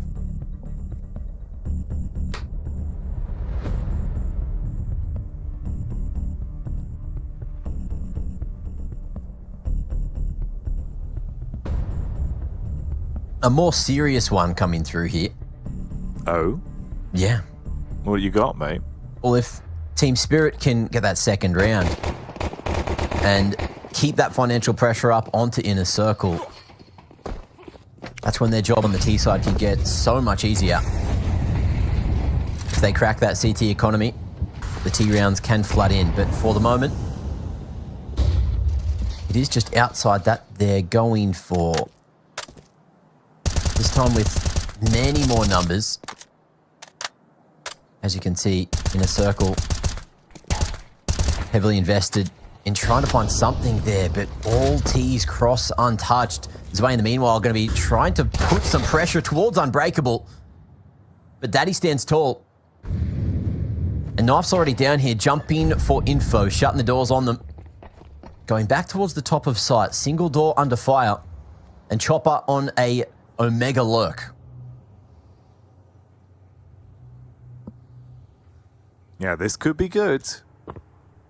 I mean, 55 seconds on the clock. You can see the positions they're in now to split push out towards this site, but you've got to isolate the angles. AWP scope station towards decon door. Knife looking towards double himself. Shiro just in the vent area for now, ready for a quick rotation if necessary. Time slowly, but surely bleeding dry. They're going to open the door for the info. Nade thrown over. Bit of a read. He sees the body but doesn't react.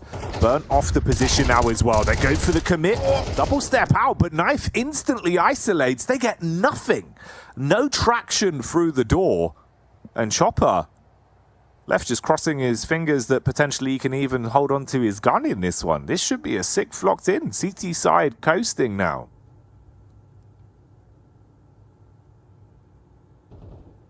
Great read by Inner Circle. I thought Chopper may have activated back towards A and called him up the vent instead. But they go all in. And it's a solid defense from the player on top side, as well as the rest of the boys. Even after getting the picks, you can see, we went over this last week, right? They know how to lock rounds in when they have that numbers game. if they got a two-man advantage, they're usually just trying to lock down as many angles and play off of every bit of info they can get.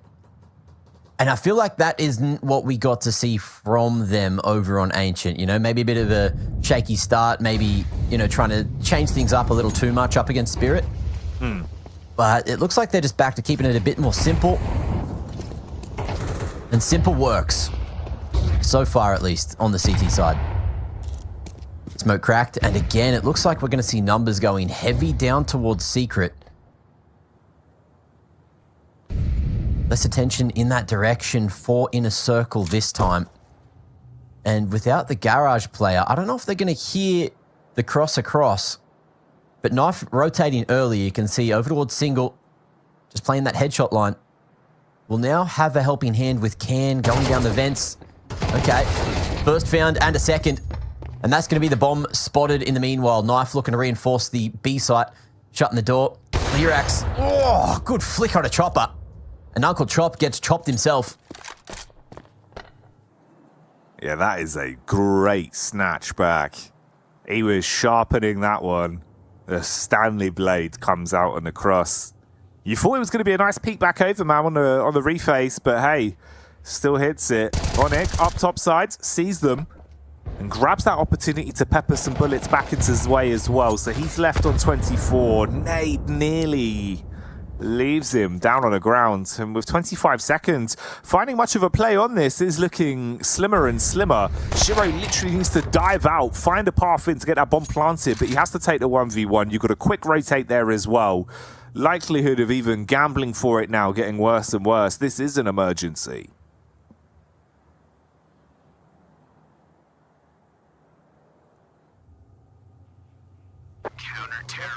Let's see if they find him.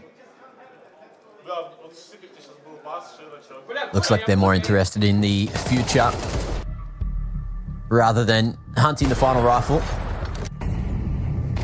And with that rifle saved, max round loss bonus. We'll see what happens around it. Looks like that's going to stay in the hands of Shiro for now.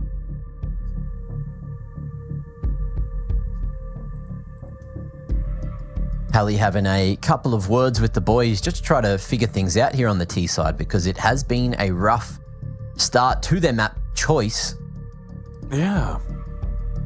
Maybe they thought, you know, coming into this, they would have got that overpass pick because Inner Circle were letting that through for all the teams they were taking on last week. Also mentioned that they really didn't get that much prep on it or prep. You could see that in the constant missed monster smokes that were thrown last week. So it feels like there has been a readjustment in the couple of days off. They have warranted themselves after going through 3-0. And the veto could have caught Spirit off guard. We'll see if catching them off guard is exactly what happens here. Lobby crunch. T's not ready for that.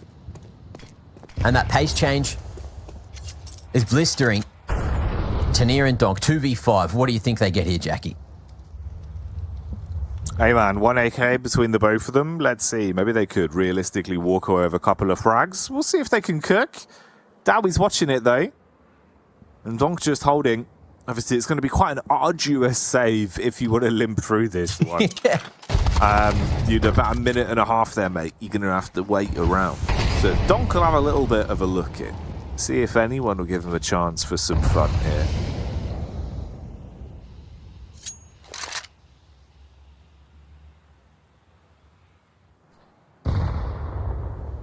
I think Spirit have, what, 3 players buying next round anyway, so if you do save the AK, as well as Tanier as a kind of bodyguard here, there's a chance. There is a chance. But I guess we said that there was a chance this round, and it looked like there was absolutely no chance. They were not ready for the complete pace change out of the CTs off the back of the tactical. Inner Circle realising, okay, Spirit, they're going to be cooking something special up here. So let's cook them right back. Yeah, and they did. It was good. It was like a high heat as well, you know. I don't know, 225 on the oven or something. Maybe 16 minutes preheated.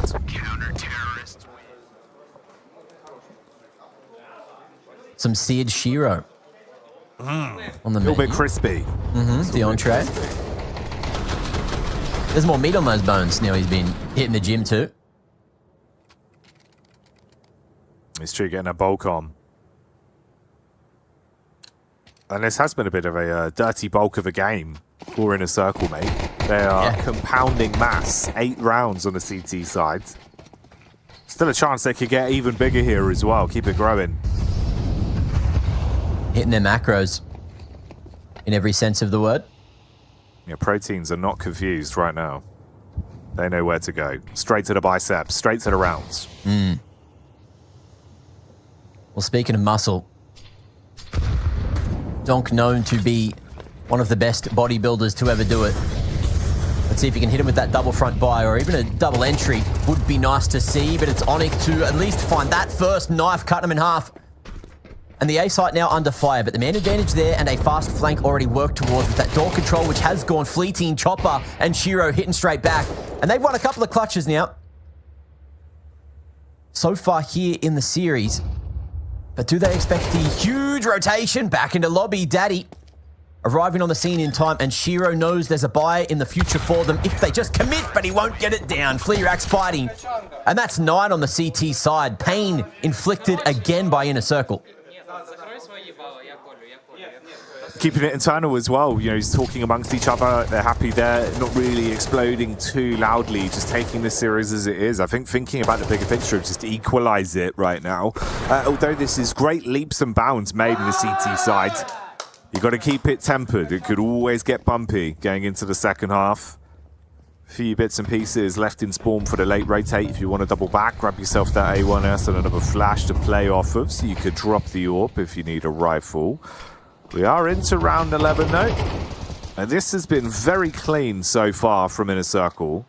The AWPer that's been hitting some good shots in a prime position to do it again here as well. Waterfall down the top from main. He's set up with the angle. If they peek into it, he'll be poised to take a kill. They get close though. The time's awkward. Luckily enough, they're still going to find that one.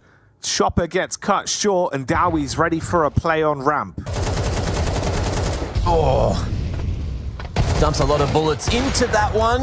Maybe an overinvestment as he gets left. Hang on, what? He hit it. Third time's the charm. No scope necessary, and Shiro ejected from the round. Zwei feeling it after that one and hits the easy peek from Zwei. There we go. Okay. Hey. The monkey has arrived. Are we back? We rowdy now.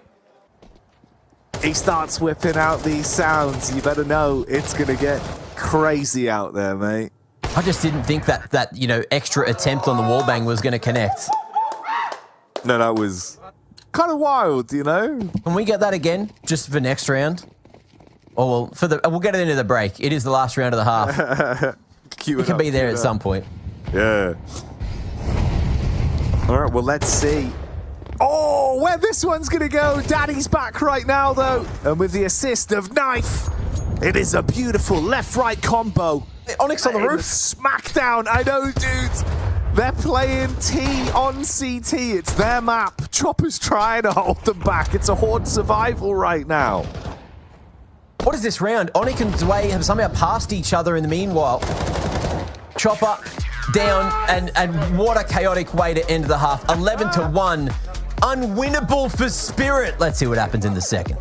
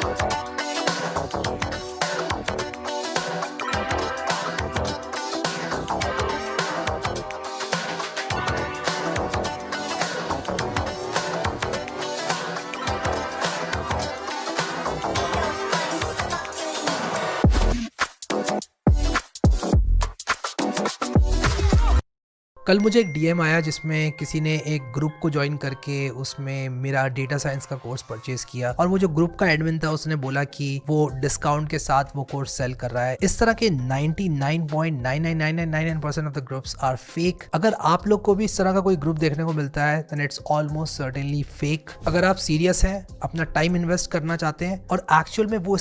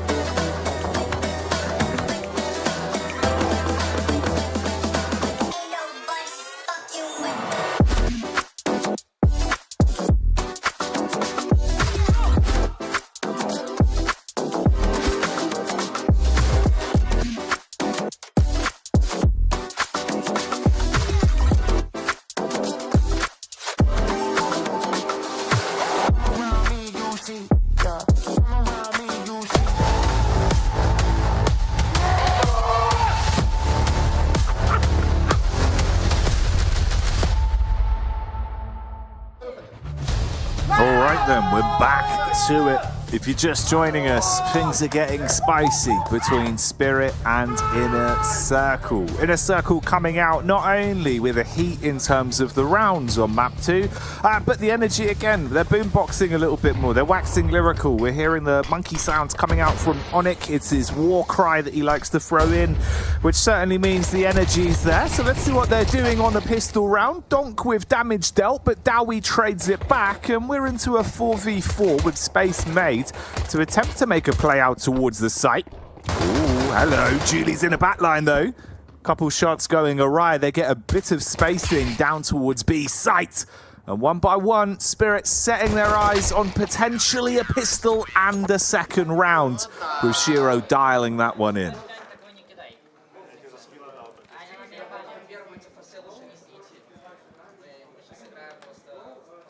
Mate, blink and you'll miss it. Yeah, dude. Spirit just hunting their way back into the game. We wrote it off. We called it over. But we shall see if the pure force of Spirit is able to mount an insurmountable comeback. Still a chance on paper to win this in regulation, but it is going to take an incredibly heroic effort. Can already just cheated in front of the smokes and could catch a timing here onto Uncle Chop. Or even Donk, who's sneaking right next to him here in main.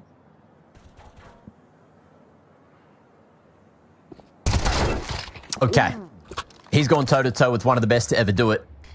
Gets himself the M4 in the meanwhile. I don't know about that from Knife. Man's doing a risky maneuver. Way takes out Can, so there's nothing for them at outside. And they got huge info on a couple of these CTs. Every single person on the A site here has pretty much shown their face.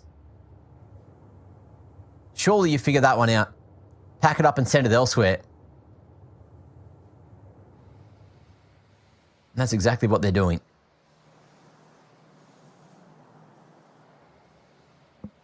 Yeah, back it up, man. Get it on the move. See if there's still a potential play to be made out of the 14th here. Just Tech 9, so maybe close range, get a bit aggro, hit him with a quick burst. Two-pronged attack out A. Chopper. See if you can overwhelm him. Tanier gets the free line of sight, though. And the A4 makes quick work. Ooh, you thought it'd be a simple follow-up from there, but the Tech 9 at least does create some space to give them a look in. But that's all it is, a quick visit. Door slammed in the face. Zwei handles that one. And Spirit will survive another round. So at least starving off a bit of a buffer being built up towards them closing this second map. Obviously looking to starve off that decider of Mirage.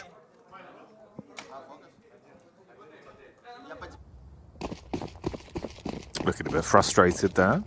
Yeah, I think you'd be unhappy with that. Yeah, the shadow advantage just gets absolutely doinked by the 5-7. Oh, and Zwei just playing that topside angle, so nasty for any T's to try to deal with, and this is just a lackluster one. In a circle, bringing a couple of digs in, but barely getting to fire a shot. And we'll see if Knife can do any financial damage to the CTs. Smoke fading to near, letting off a step, which will bait them into Shiro's tight line. The trap set and activating. And now we get into the fun stuff, the guns. The true test for Inner Circle to try and close against some of the best to ever do it here in Counter-Strike 2.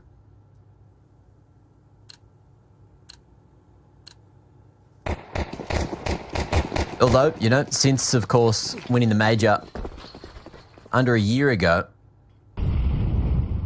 it's just Core 3. They've made these changes after having a rough start to the year. Yeah. And what's your take on Tanir so far? So far, so good? Or do you think, you know, he just hasn't really found his groove just yet? Yeah, vibe check's not bad, man. You know, although obviously we've not had, like, you know, the biggest blockbuster, all-out crazy performances where it's like, oh, you know, he's a demon on the server. Guy is super talented, and you can see he fits the vibe of the team at least. That's the better thing for me.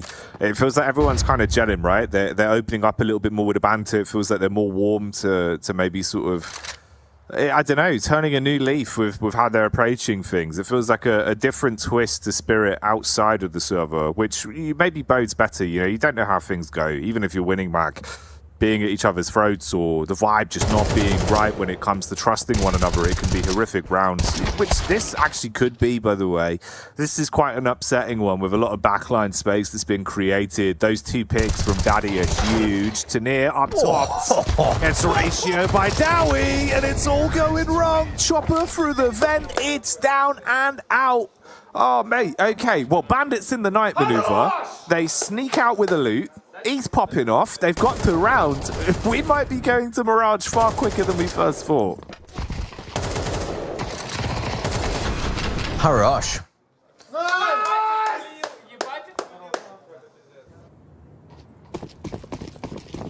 Happy with that. As you would be. And yeah, Daddy making moves. Look at this, 19-7, having a stellar performance. Felt like he was definitely going missing over on Ancient, but arriving just in time to put themselves on a lot of map points here for Nuke.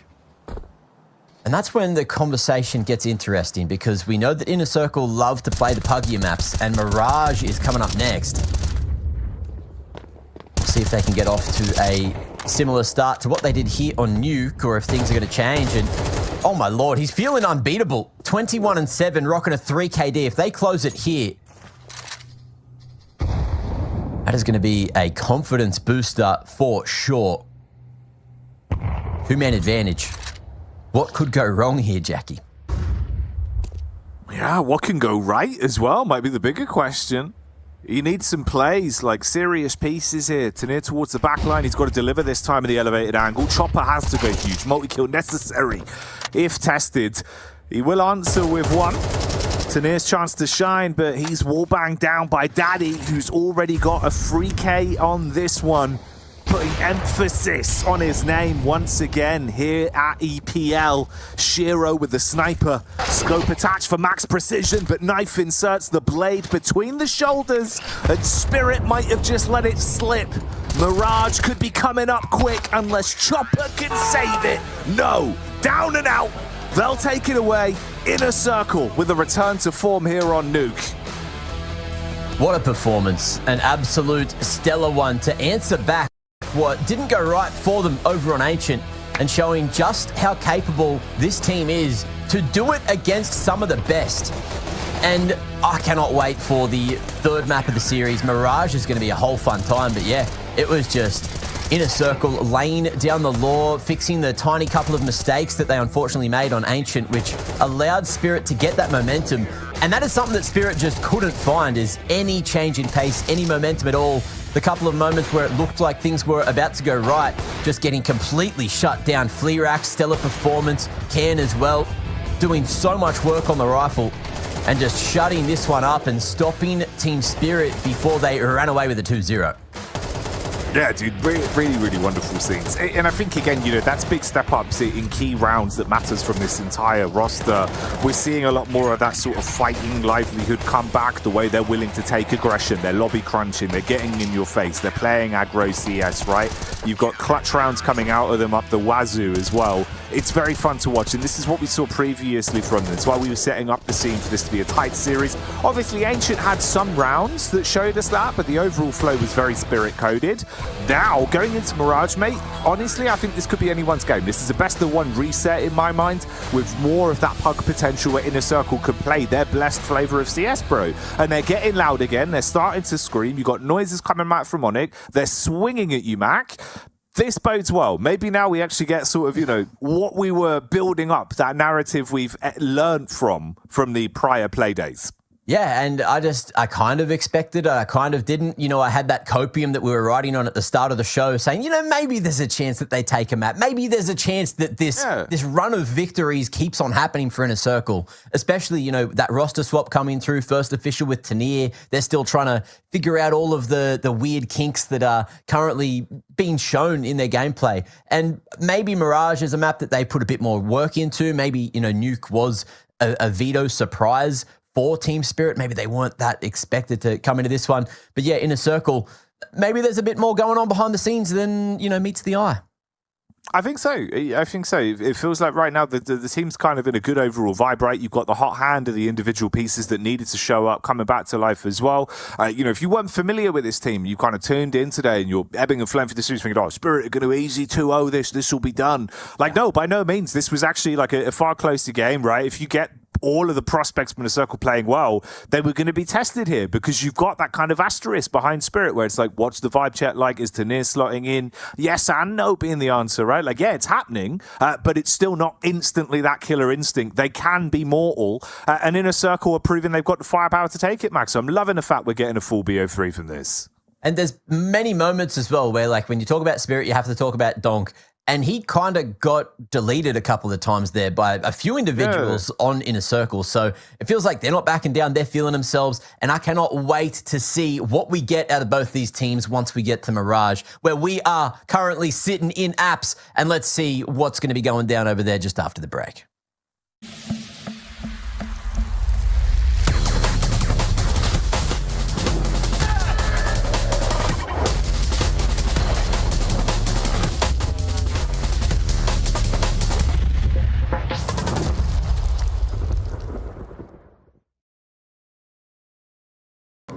Damn, guys, we almost had this. Thank God that's over. Bored of endless matchmaking? Take your first steps towards EPL, experiencing real strategies against teams of your skill. Learn more at fce.gg/EPL. British player.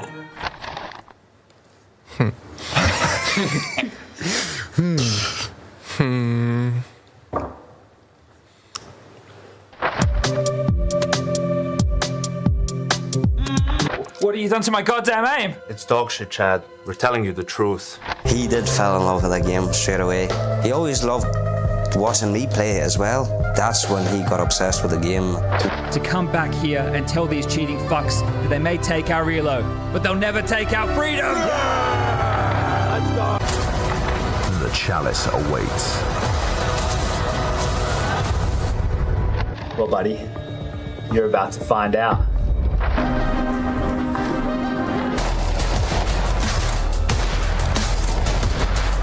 Sasha, please don't come back.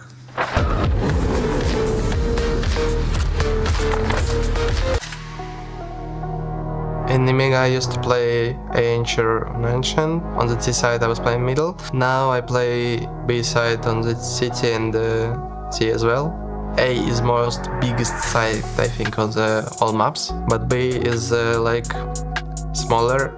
On B side you can just rotate like second cave or just play passive on B retake, you know. I think B is most comfortable for me On A I was showing my good size, I think, because on A you have more contacts. But I think it's alright that I play on B, I just need to learn some new things. In the Mega I was A anchor as City and A player as T side. Now I still play on City side because Chopper moved to B. He played on A and Magic's playing B, but now Chopper is playing on B and I'm playing on A. On T side I'm playing like support. I play everywhere. I can go second A, I can go third mid, I can go second B, and I can just help everyone on T side. On Destiny Mega I played on B for City side and B Lurk on T side as well. Now I play long on City side. I think it's a little bit harder to change positioning on Dest because long is not side, you know? It's so much bigger than B side because on B side you can just rotate to middle and just help your guy be rotator. But on A side you can go third short, you can go second mid if you want, you can just stay long if you're a long player. It's better for me than B side. And on T side I play long lurk as well. Maybe I can lurk on middle somewhere if they go out B. I'm just defender of box, you know.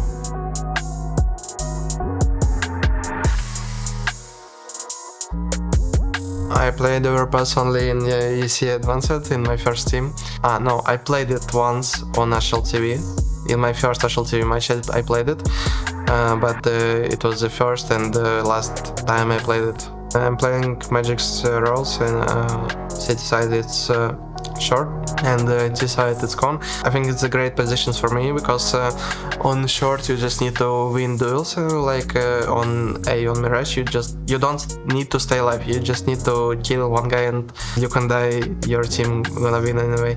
In con for T side I think it's the same, you can just kill one guy and it's already great opportunity for your teammates to like go straight in middle or short. I think it's a great position for me.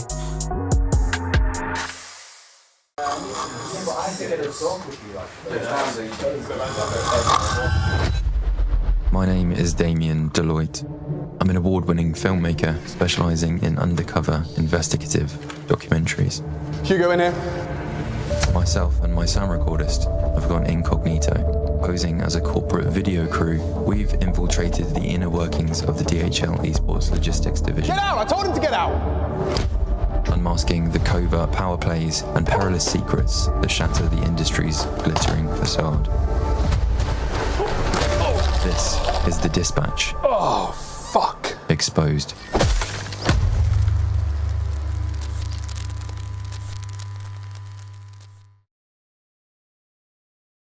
Chopper, so besides that in your eyes Tinner is bad, which I hopefully was a joke, how difficult was it to have Tinner joining like just a little bit after you had Zwei, because now you had to start over again? Like, do you feel like you lost some time? Not sure, but I think it's a really new team now because we have a little bit new, two new players. We don't have a lot of work with Zweig, and now we need to do it with Nier also, and it's a little bit harder, but we have a lot works in the last 2 weeks, and I guess let's see on this tournament what we do, and let's see. Okay, now something else, Chopper. I remember that, I think it was during Cologne, you were talking about fixing your health a bit, drinking less or not drinking at all, fixing your diet and working out. Are you doing that? Yes, of course, I'm content, yeah. Yeah, I mean, you look healthy. So what have you done so far in the last weeks? I'm going to gym 3 or 4 times in a week, and also morning routine like walking, drink a lot of water, and better healthy food also. Okay, and do you already feel do you feel the results of it? Yes, of course, and I see it in the mirror, and yeah, you lost some weight also. Yes, looks better and feels better. Yeah. Are you gonna make the others in the team also work out and be healthier? Me not, but they starting to do. Yeah. Nice. Yes, of course. All of our team start to work with their physique, to go into gym, Shiro, you can talk with him later. He going to gym 3-4 times in a week and working with coach. Zwei Juanja do it maybe not 3-4 times, but 1-2 times in a week. Hey, something. But he start. It's harder, but slow start. Nice. Yeah. Okay, happy for you guys. Don't near push me every time. I don't know. It's man. We have transfer like 7-8 hours yesterday, and also we come in and instantly start to practice. We played 2 practice, and after near, whoa, Lenya, go gym, Lenya. We need to go gym. Man, I'm really tired. He's so bad. I don't know. He's pushing me every time.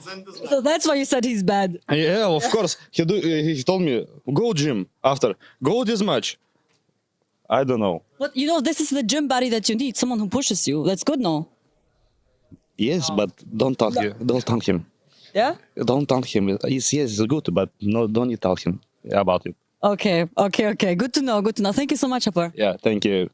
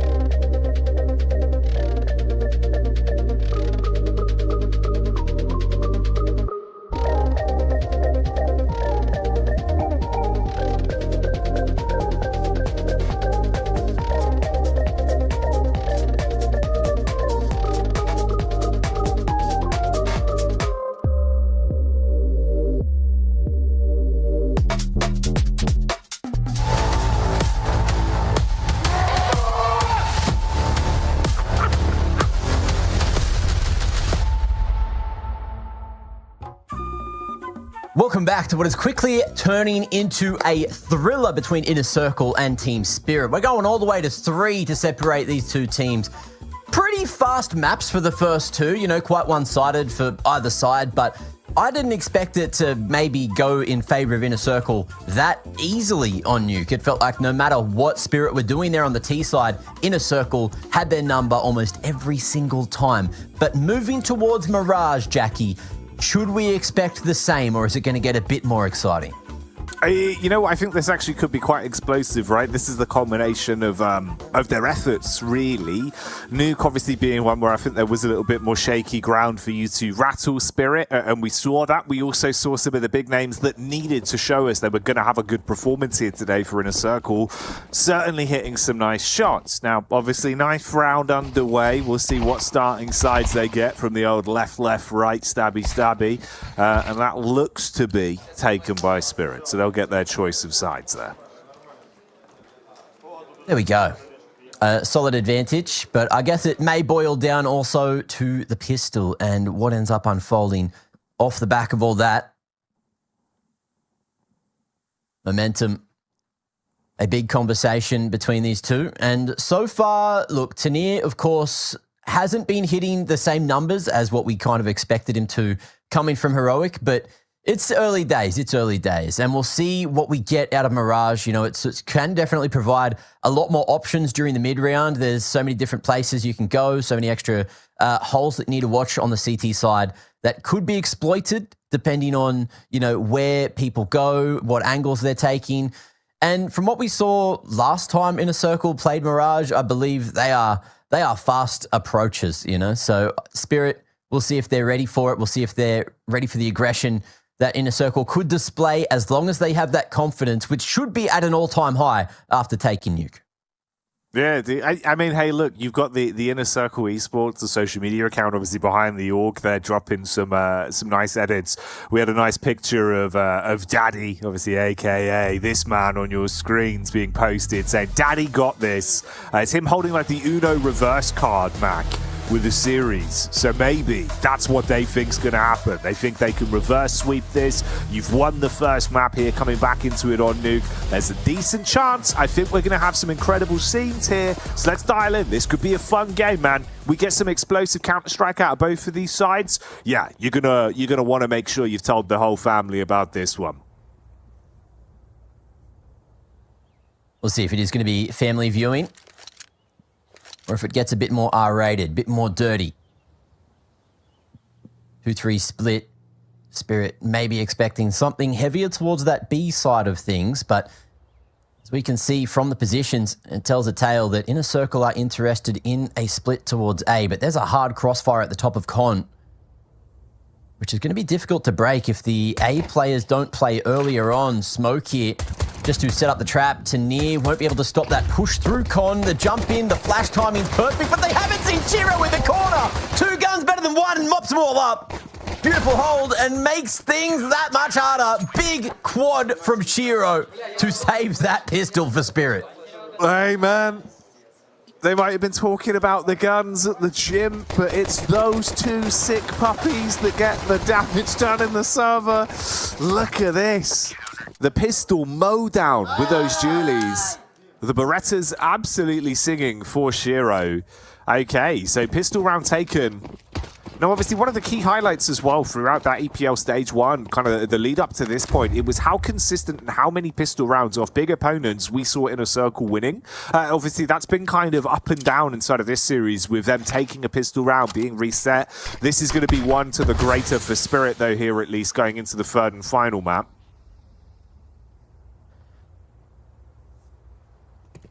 So what do we got here?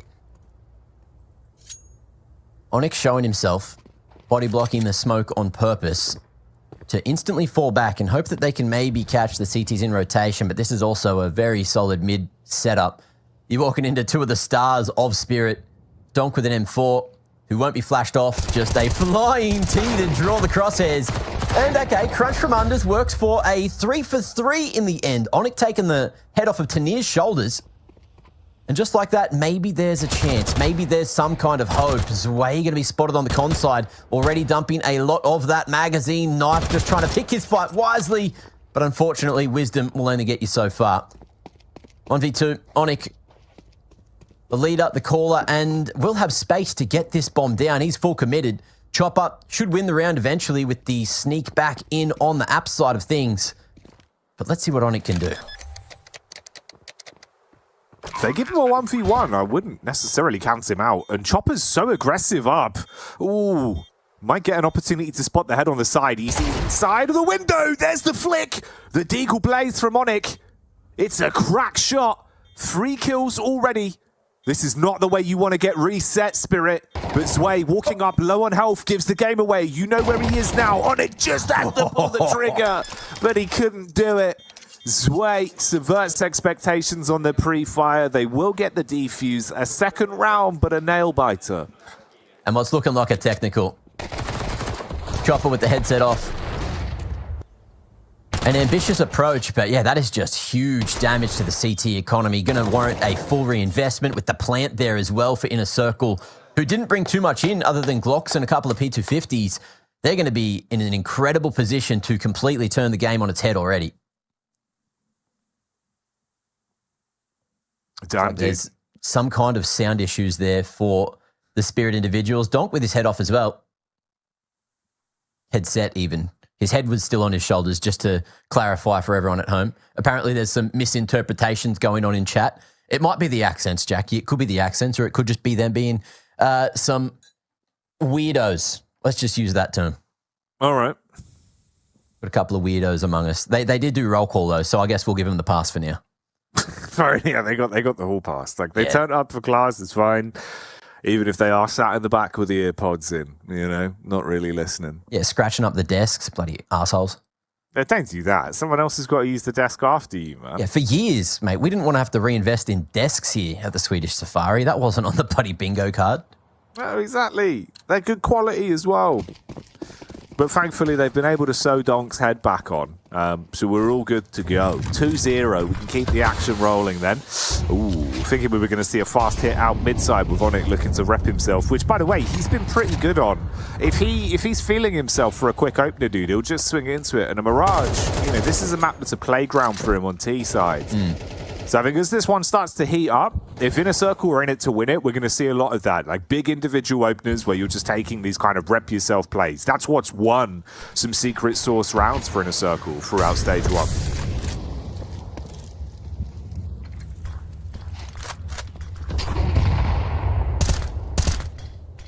Mid control. We're going to be coming through uncontested, and Spirit are very aware as to what's happening. They got 4 players here towards the A site, ready to party. And Zwei going to be going blow for blow with them, although it's Dowie to crack things open. Double under balcony, and Zwei doing a great job to sell that one, but the molly comes in time, however, forces Tania to fight, which may not be what Inner Circle wanted. However, they're going back to the 2v1 with a big play up jungle. And Fleerack's just trying to figure out exactly where Chopper's coming from. Eyes on the prize, posted and ready. One shot away, although falls. Back towards triple. Ken looking to keep eyes on the cross here. And forcing the swing out. Chopper intelligent with the approach, but can't hit the shots that matter. No, hoping he could cut his way back in there. Not meant to be done.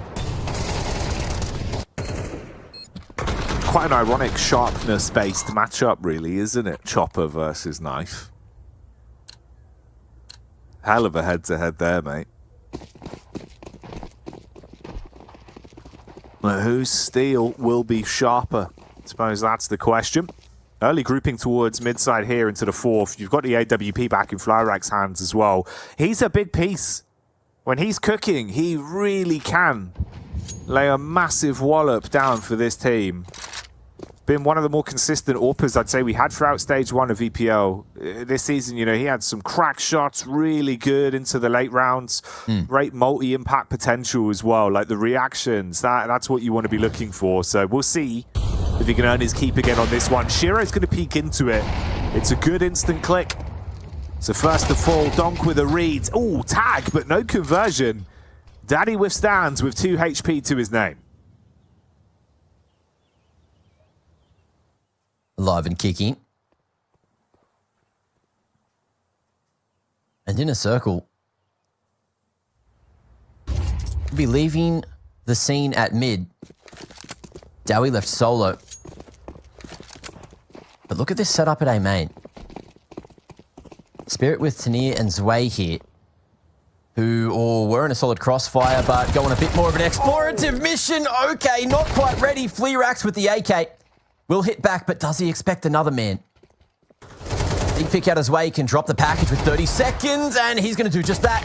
Gun retrievable, but he won't be able to escape to safety. Knife activating just in time. It got dicey, but it is another round for Inner Circle nonetheless. Yeah, big plays made. Cashing those checks right now, at least. This was nice, wasn't it? The 1v1 versus Donk. You got that quick famous burst off. I thought this was actually going to turn the round. Tania up close, giving it the full Ed Hardy. It's like that scene from Batman, mate. He was trying to break their backs with the 5-7, but they shake it off. They keep on moving. No real cash flow, though. They've gone to the ATM. Credit card's been declined. Nothing to work with. Just a Deagle and a P250 there. Onyx does get slapped upside the head, though. 50 health left. They not know? They didn't see. They have no idea. Sweet. He gets that one away with a P250 back. Yeah. Cheeky swing on the timing. Gets it done. And Team Spirit with USPs. They've already won probably the most important round of this series so far, which completely turned the momentum back in their favor over on Ancient. So don't count them out here. Fast flank Tania already. Coming in with a vengeance. If you can get this pick somehow onto Fleerax against the AWP, which is posted and ready, that's never happening. Three remaining CT is going to be spotted in a moment. Flooding in from spawn side. Donk with an eagle. Won't get gifted any little picks this time. And just before we move into another gun round, I'm noticing there is a lot of people watching now who are saying Dowie or Daddy. And mate, it's not Dowie, it's Can. And I posted the lore in chat so you guys can look at it yourself if you want. But the reason we are calling Can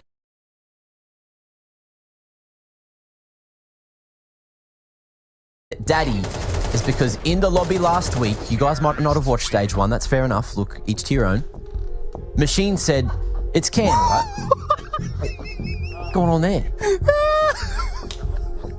He's just smacked him in the face. Friendly fire. Look, that's worth the tactical. Sorry. I just saw it happening in like slow-mo, bud. It's like car crash TV. Can we get a quick replay on that? Can we get a quick slow-mo replay? I feel like that warrants it. Oh, Christ, mate. It's not going right for Spirit at the moment, is it? No. Here we go. Look, watch. Look. Yeah. NTs. Sorry, God, that one really caught me off guard, but like, it's fucking. They got the synergy back. Either way, moral of the story is Ken told Machine that he can call him Daddy. And that's it. That's how the interview started. Yeah. And so we have been just calling him what he asked for. He went sick as Daddy. He came on the interview and we spoke to him. We said, look, it's all right if we call you Dad. He said, look, to friends, anyone can call me Daddy. You guys are friends. So we're friends of the Matt Daddy. Inner Circle have been loving it. They've been tweeting all the time. Everyone's calling him Daddy, but it's Shiro right now. He's the Daddy. He doesn't need anything other than that left click on his mouse as he ruins everyone. They're being schooled here. And Tanir's about to close it. Inner Circle. Is there much more to find? No. That's a hell of a round. Oh, I feel like there was some foreshadowing, Shiro bringing the IRL violence and then, bringing it back into the server. So maybe it's all he needed to get activated. Yeah, that's mad. Here we go. We get the replay of it as well. He punches Sway in the face. That's and all then he needed. does this. That's disgusting, mate.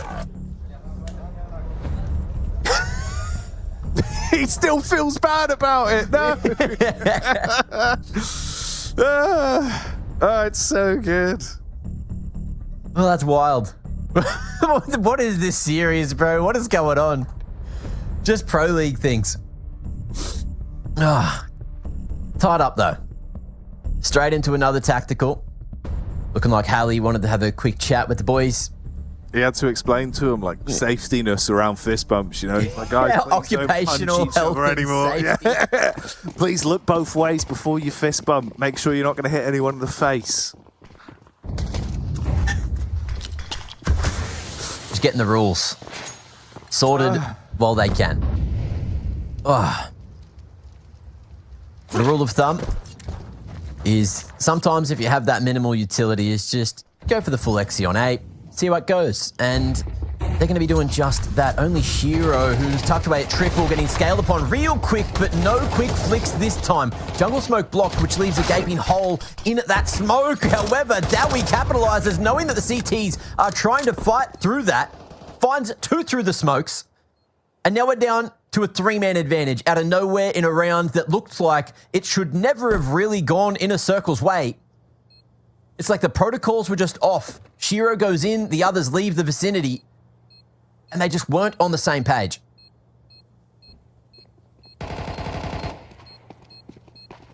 And they might be written off pretty quickly here as well. Dowie doing some damage back over onto Chopper. And Tanir forced to save on to just that A1S. Carry it over into the next man. Yeah, it's heating up a little bit. I mean, this one delivering in some weird ways alongside the CS, Mac. Some of the camera shots giving us a lot to go on. But this has already been quite an enticing way to start our first half of the third map. Oh, Oh, we're back to it as well. Okay, so for those of you that are unfamiliar, like with the lore about Inner Circle, they pack more heat. They got a good set of pipes.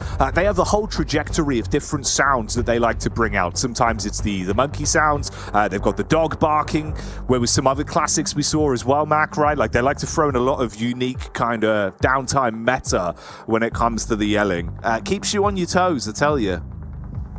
They certainly do. You know, I think monkey noise is definitely the most prominent out of Onic. We'll see if he maybe bends the rules a little bit. Yeah. See what else he leans towards as the series keeps on going. We've got instant window and instant top mid. Going for the layered response, and Fleerax just going toe-to-toe with Donk, who doesn't get a chance to shoot a shot at all. Christ. Mate, where Donk at?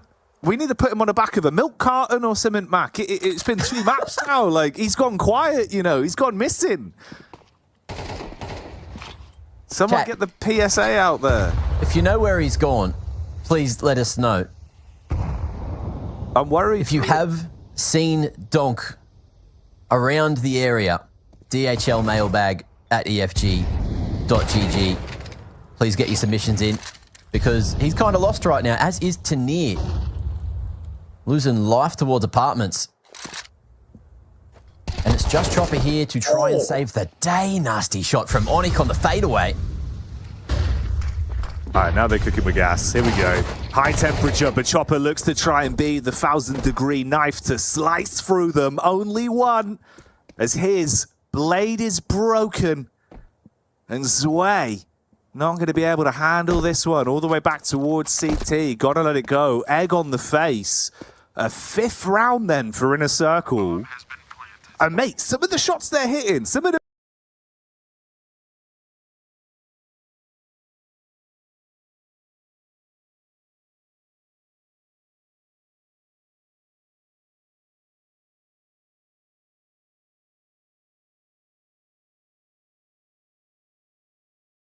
obstacle. I think I'm a believer. Me too, bro. I'm down. Kind of wild how invested they are on this hunt. Just really trying to lay down the law and get as much value out of this round as possible. But there's that opening. Donk getting a headshot, but in the mix of it, you can see that Team Spirit are starting to play frustrated. So we'll see if they can change that up. They had a bit of time to sort of gather their thoughts towards the end of that round. But it's a faster approach towards the B site. Are we just full B rushing into a completely open B site? That's crazy. Dude, welcome us down. Inner Circle have disgustingly muddy shoes, and they will be tracking them all over this B-bomb site. Shiro's the only one here. 5-7. Finds one onto Dowie. That's a big scalp to get, but you still need to do more. Just the dink into the back line. And with no real firepower to play with, they're lining up these shots one by one. Donk's got to do something, and it's not going to be Donk enough. As he gets smite down, it's going to end as it started, with Inner Circle taking it home. Another one in the bag.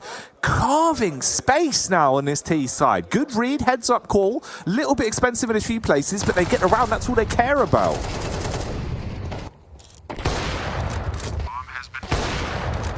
Solid call. Great conditioning. Forcing Spirit to play heavier towards mid there on the eco. A little bit of chip damage. And we see Shiro, more importantly, back on the AVP. Overwatch underpass this time.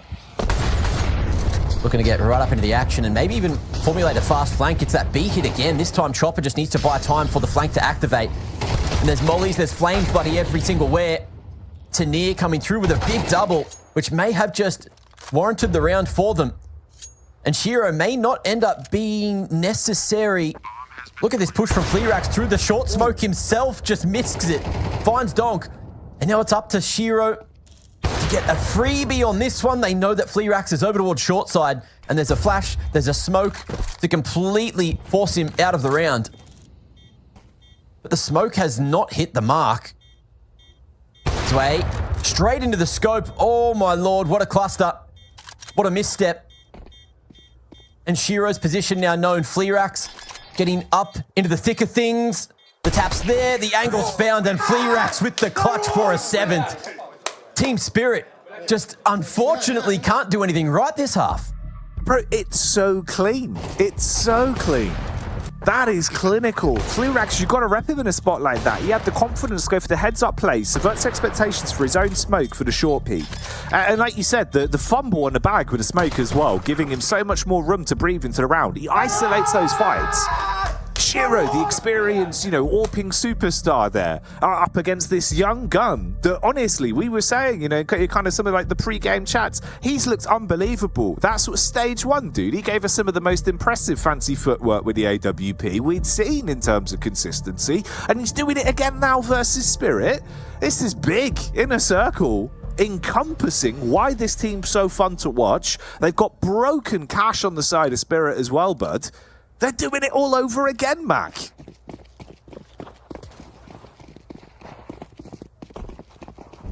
Let's see how many more they can squeeze out here in the first half. Team Spirit, it feels like no matter what they're doing, they're just never in the right place at the right time. But Tanir getting big info, already pushing straight towards the kitchen. And again, we're going to see a bit of a 1-4 situation for Team Spirit. Shiro trying to figure out exactly where he wants to be. And the smokes at corner window, signaling that it looks like it could be this B split, but Spirit, they are not getting sold on the fake, just with the utility. Top Balk for Zwei. Looking to face, looking to fight. Donk at default just there on the site. The double jungle set up to try and assist them. Locking. As some of the util still comes in. There's still another wave to potentially play with, though. Oh, and it's about to get action. It's about to get awkward. Donk, though, standing tall, standing true, and makes it look way too easy. Flashes ineffective and in a circle. Look, Fleerax, nice little clutch last time, but a 1v4, I don't know about that one, Chief. Shiro, okay, hang on, 20 seconds. Big flank activating, only one player left on site, that's Uncle Chop, who's going to be mollied out from under balcony. Goes towards the top side, Fleerax knows. Oh, caught on the jump up. There ain't no way. There ain't no way. No one's touched him. 10 seconds, and the bomb down, knife out. It is almost a clutch. But Tanir in the right place at the right time denies that one from happening. Mate, it's such a contrast that, again, kind of underlines why Spirit are losing so many of these rounds as well, though, right? Look at this opening play from Donk. He just has to hold mouse one, plays his angle. It's easy pickings, one after another. Spacing's not there for the quick trade. He'll farm those all day. And then they start giving opportunity after opportunity to Fleerax. He keeps his gun out on a walk back towards bomb. If he just clears that angle, who knows? That could have been a clutch he should have had no chance in. So, a crazy tight game. Donk and Chopper with flashbang control towards mid. Get some opening picks, but I didn't expect this. We've already equalized, Mac. We're down to a 3v3. They're putting pressure back on A, and Tanir cannot stand strong enough. Onyx finds that opening pick, but Donk is trying to come alive. Donk and Shiro, the dream duo, will just take it right onto him, swinging for the win. 5 on the CT side, making it happen towards the end of the half, but is it going to be enough? Or can Inner Circle lock in another upset just after the break?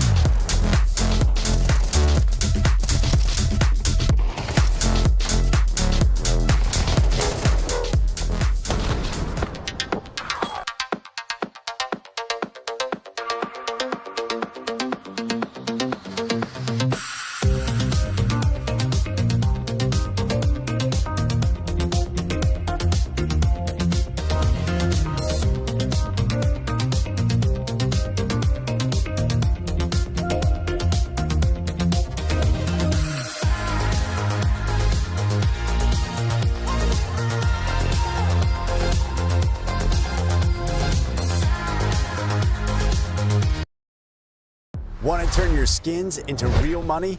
Head to Trade It and sell them instantly for a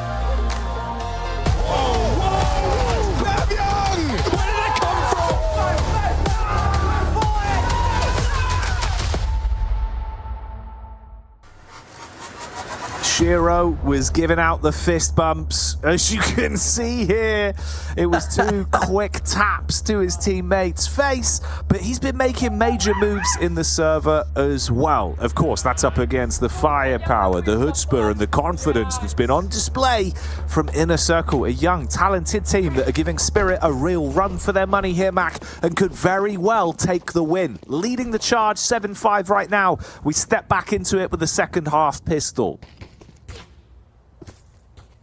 Let's see what we get.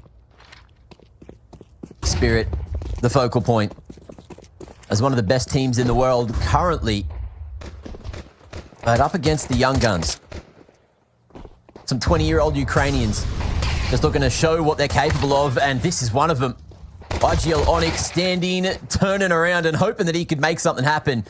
We'll get to lead of the trade game. A bit too strong from the Spirit individuals as Knife can see that little boot spinning on around. Donk, big info, spotting all 3 remaining members, making their way in from the market. Swinging on the contact, and it should be easy pickings for Spirit from this position.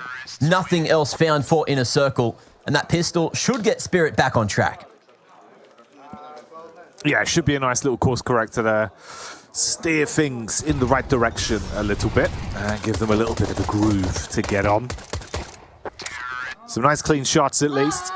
Obviously, these have been arduous rounds at times. It feels like they've just not been the same sort of lethal instinct from Spirit. They've been giving a lot of opportunities over to Inner Circle.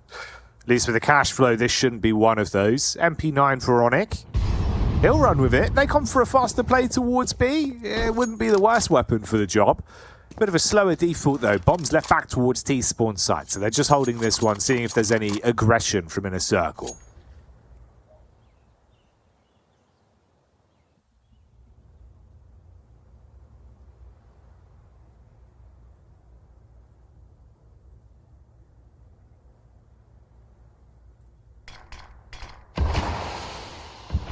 B split into Onyx.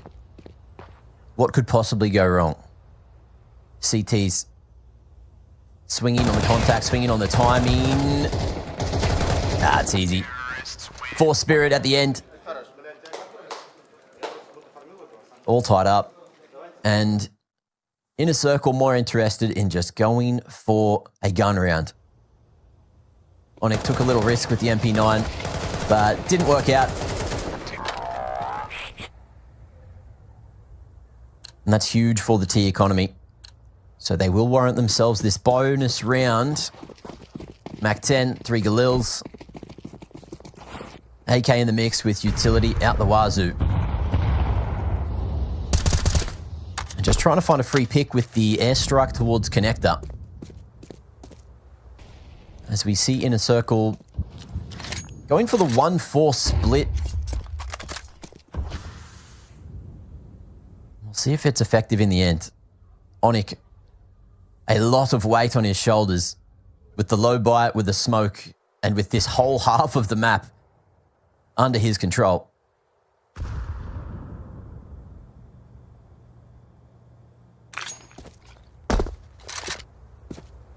tons of time left on the clock. A big swing round for some of the momentum here as well this late into the game. 7-7. And a much more reserved Spirit, showing you a lot of respect at least towards Inner Circle, knowing some of the tendencies now after this series. Smoke's thrown out, giving a little bit of space to play with. Block off the lines of sight down towards window and short with the molly now cast close.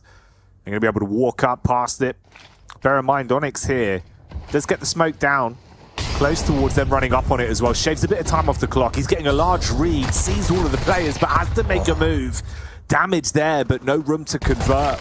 He doesn't get that frag. Flarak's able to get the adjustment back on Chopper. But even then, they needed more time bought on the bomb site. Bombs down. Not going to come easy.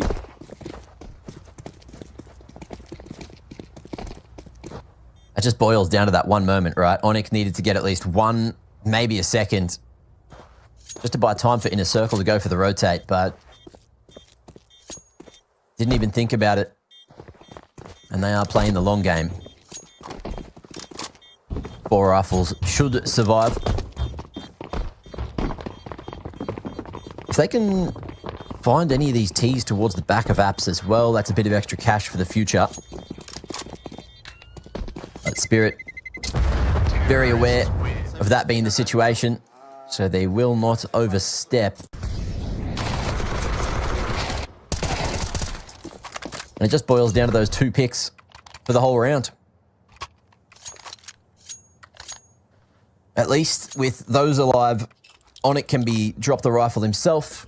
There should be good util for everyone else involved on the CT side of things. And Spirit find 3 back to back to back to kick off the second half.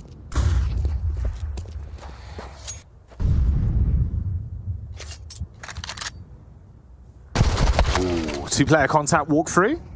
Just going for the deep extremity push on B. All right, it works. They get his way. It's a free first frag. And potentially a reposition sparked due to this for Spirit. Bomb on a rotation back towards ramp, grouping up.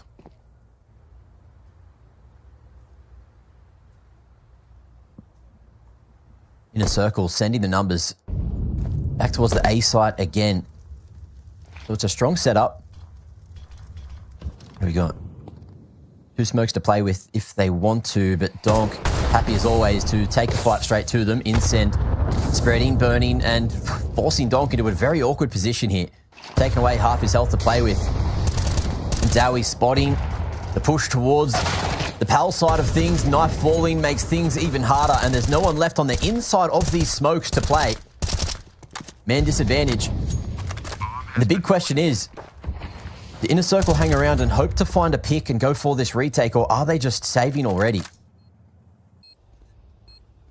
Yeah, I've got to give up the goose, surely, right? They're just not finding anything. No one giving them a free pick. You can probably just play on these exit angles at least, see if you can force some weapons out of their hands if they walk towards you late on it. But it will afford another round over towards Spirit.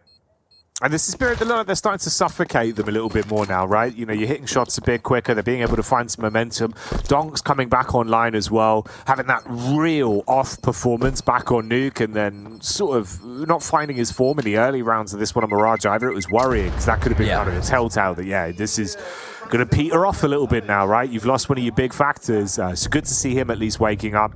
But this is making it way, way more uncomfortable for Inner Circle to find plays in the early rounds. Oh. And there's those entries. IC having a relatively good read on what was happening. They just, unfortunately, were unable to fight together, which has been their strong suit, right? Is, you know, winning a couple of individual fights, but then also getting into positions where they can usually play off one another. But so far this half looking more disjointed than they would like for sure. And so they've taken another tactical just to try to figure out the issues before the map is over, which isn't too far away now. 4 more needed on the T side for Spirit to lock in a W for their first affair here in ESL Pro League Season 22. And Inner Circle just trying to find any form of success here on the CT side. Donk, he is ready to fight for this one, and that's the A site cracked open completely. Ken now needs to dominate anything happening over towards connector, but he's got eyes towards main, fighting for himself, can't inflict pain more than the single. Tanier in the meanwhile catching Fleerax, going for the short pressure. And it's awkward, Can just dancing around. Oh, he spotted a little hand just on the edge of the smoke as it re-blooms. The crack, not enough. And it's just those 2 picks for the round, but Spirit get through yet another gun round and extend the lead. Yeah, it's another one where it comes down to awkward intricacies, right? A few chaotic moments there for the CT side. Heads up plays on stairs. Dowie able to assist as well, but just couldn't find a way to flow through it towards the end. Yell back from Chopper. Another round dialed in. Spirit, 10 rounds under the belt now. Looking like we're getting close to potentially him closing it. Got to be consistency from Inner Circle. Nade dashed out top side. That's going to be the Incendiary behind the boxes. They want to collapse on mid. Dowie finds a peek. Knife assists. They double up. And it's looking brilliant. They bombard them out of the server. And it's only Tanier left. An absolute catastrophe for Spirit. Yeah, unable to trade a single damn thing. But Tanier looking to prove his worth. 1v5 angle, already finding the first 2, untouched. And going for the high line. Okay. Legged in the meanwhile. Makes things that little easier to close out, but Tanier has info on both final members. But it's Dowie to close. Looking way too shaky for a 1v5 as Tanier playing the long game. Detrimental to the economy to lose those 3 extra picks. And that puts the finances still in a position where it's now not healthy. It now is looking shaky. You see that reinvestment. No one has anything for the next. So this is the most important round for Inner Circle this game so far. Oh, and it starts off with an absolute corker. Hell of a shot onto Donk as well. That's a Donk that's starting to come alive, and a massive nade that's setting the precedent that Inner Circle want to fight tooth and nail for round 19. Fleerax sets up on the back of the site, but Dowie will deal even more damage. Gets that tap shot off on Azui. Close towards the smoke. Chopper not feeling confident to play behind it anymore. Stalling this round nicely early on. Tanier gets a bit of presence though, and Shiro with the adjustment smites another one. Could still be a shaky round unless they convert it from here. Shiro switches the weapons. Chopper slicing her way back into it. It's a scary spot, Mac. A very awkward position indeed. And Chopper the full repossession, but can he be the hero on 3 points of health? To sneak his way to jungle, cut off these rotations. And allow Shiro the space to plant on A. They had info on both those CTs, but if Chopper oversteps to the right an inch. Oh! Wasn't even the problem. Fleerax finds him. And now they know exactly what Spirit were going for. There's the info. And they both respect Shiro somewhat, but the peek across the top of the stairs, Fleerax proactive all round. Remember, he got that first pick straight through the top mid smoke, then danced around, swapped weapons, and closes it out himself. Really the hero of this one. Oh, massively so. Heads up call as well, right, on the play to save his teammate, especially window room. We're both kind of on the same wavelength thinking, damn, you'll bang to right. Zonic moves, he's dead. So Fleerax had to drop in, saves it. Kane excited, everyone happy. And you would be, 10-9, only 1 round of difference. It's been a back and forth series. We've seen great signs of life. We've seen some struggle from key players as well at different opportunities. All to play for, Mac.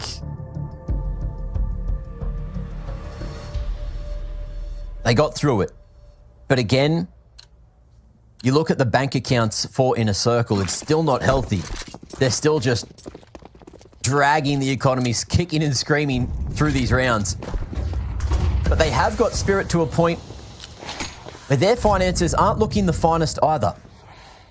Fleerax, again, proactive in his attempt to go for the opening. Oh, and he's successful. He's so good with it.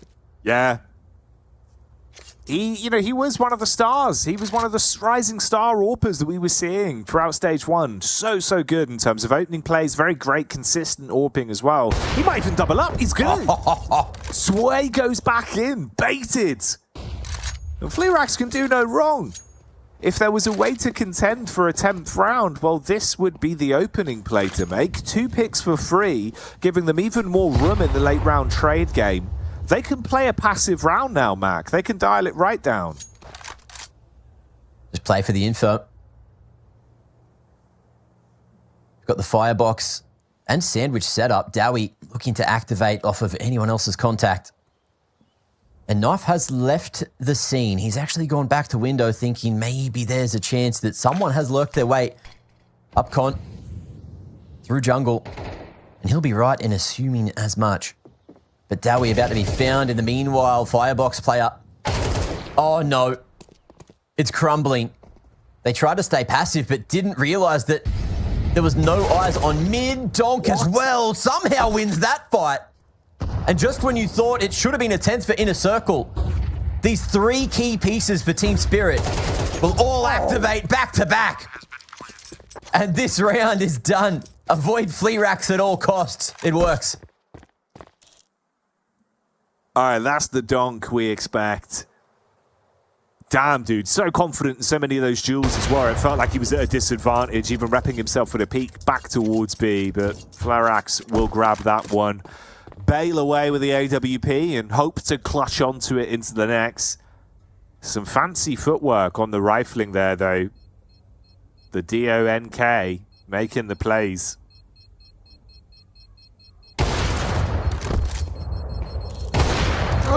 All right. Another.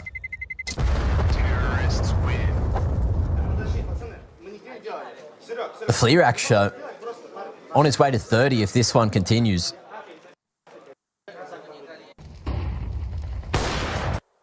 Do crazy round though, right? It feels like one off that opener they should have converted, but Donk runs amok. I'm glad we got the replay of that.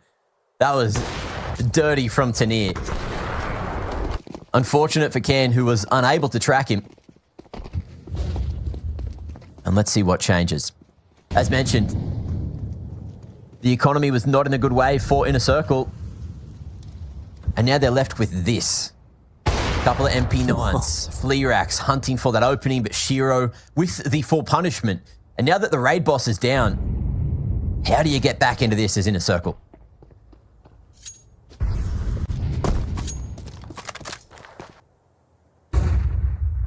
Yeah, losing your big piece, knocking you into this sort of, second stage already makes it far harder. So let's see if there's anything for them to pull out here. If they can dig deep with the SMGs they've got to work with on both Knife and Onyx. Reposition back around from the T side. They can afford to take a very slow pace with this one as well. They've got utility, outnumber them in the manpower. Slow posturing towards B site with a little bit of info being thrown towards A as well. Double smoke to hopefully draw an over rotation. And then you can just backstab on B. The Inner Circle playing their cards close to their chest. They're going to hold for it. If Onyx could double up with a multi-frag, maybe it's a different story. Awkward encounters so far. Chip damage out and they bail.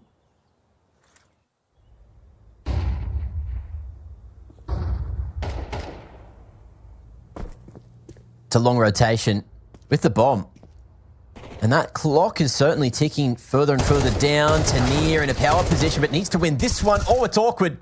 And Dowie, in the meanwhile, going to be able to find Chopper fighting from sight. They know Tanir's lurking on the lower side again. Yeah, 6 seconds to get this bomb planted, but no swing in from CT's way. Eyes on the prize, but a big flank activating from Can, who's got a rifle and won't win this. Shiro shotgun AWP. Pulls it out just in time. And you need to save. You need something to try to fight, which could be the final round.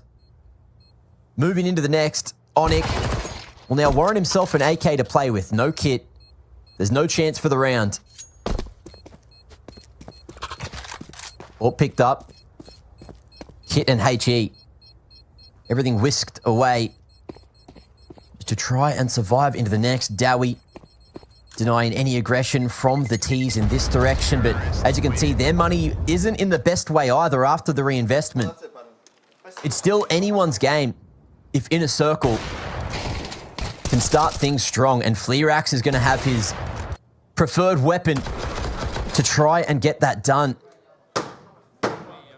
Yeah, that was a player cam mover. Yeah, dude. Twice as well. You can see that's not just a quick frustrate, that's damn. It feels like maybe it slipped. Getting to him a little bit. Hopefully I can shake that off, reset things. Oh, as he broke his mouse. I mean, it was quite an aggressive slam. Hopefully not. Oh. The worst time for it. Hang on. He's checking it. I flicked it off and on. Oh, Lord. That is looking like a bit of a loose shell there. Yeah. Can't be stuck in the mouse. You could feel the frustration after falling to Tania with that, like, flying approach. Yeah. But... Oh, yeah. Has he hit the mouse? That's the question. He slammed it on the first one.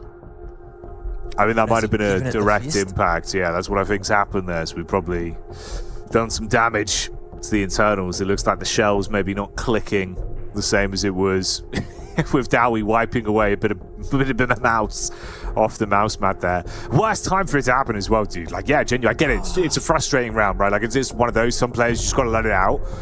But this is a brutal series. I've seen like this happen now as well, where there was still some chances for momentum. And you've got no opportunity, obviously, for a mistake as well, right? 12-9, third map. It's been back and forth. They've had room to capitalize.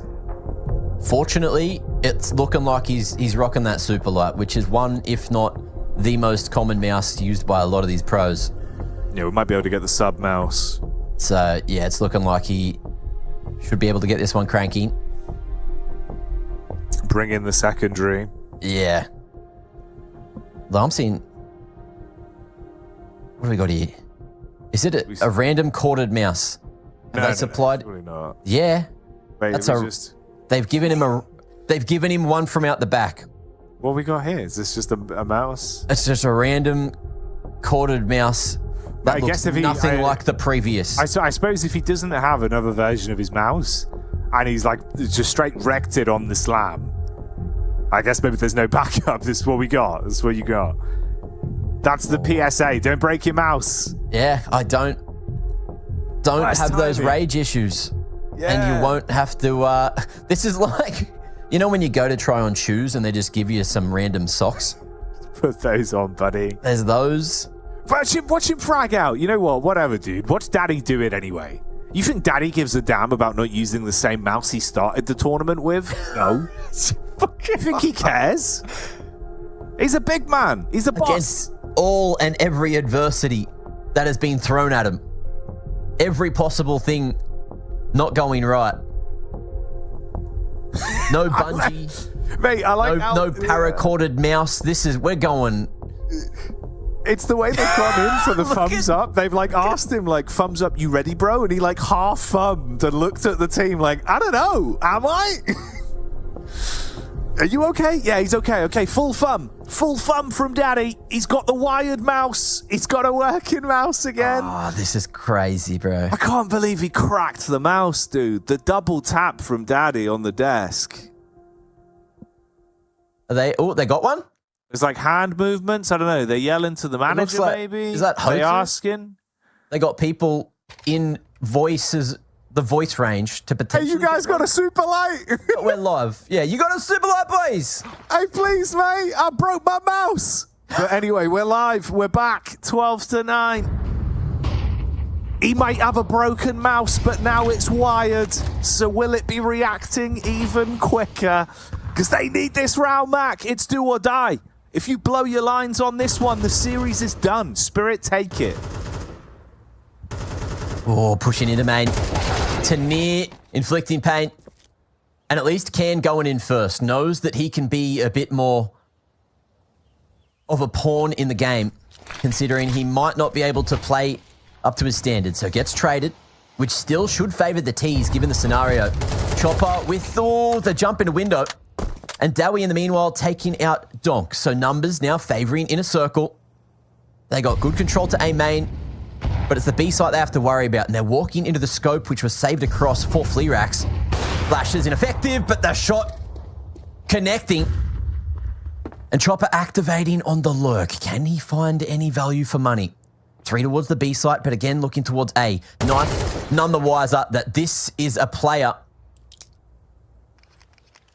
who has a big old brain, a mastermind, a key piece of the puzzle, but that's a loud rotation. Bomb on the ground with 30 seconds, and the last found, Onyx getting it done. 10 secured and Inner Circle playing on. Yeah, they keep themselves alive for now. Onyx does it for Daddy, and they stay in the game. He might have gone down very early into that one, so we haven't seen what his form's like with that substitute mouse just yet. It's not too common of a mid-game switch-up due to the broken mouse, but we'll keep with it. For now, they're still in the series. Obviously, that overarching narrative doesn't change, though. Inner Circle cannot afford even a single buffer here. No mistake, no misplays. Has to be flawless for the next two, so we can talk about a bit of an overtime. Onyx with the AWP this time. Subvert expectations with a setup. You get 2 of the scopes in play for the CT side. Obviously, this is against a vast investment of pistols as well. Tech-9s, Deagles, couple bits of utility for a smoke pop flash play for the T side. Probably want to run the clock down on this one a little bit, though.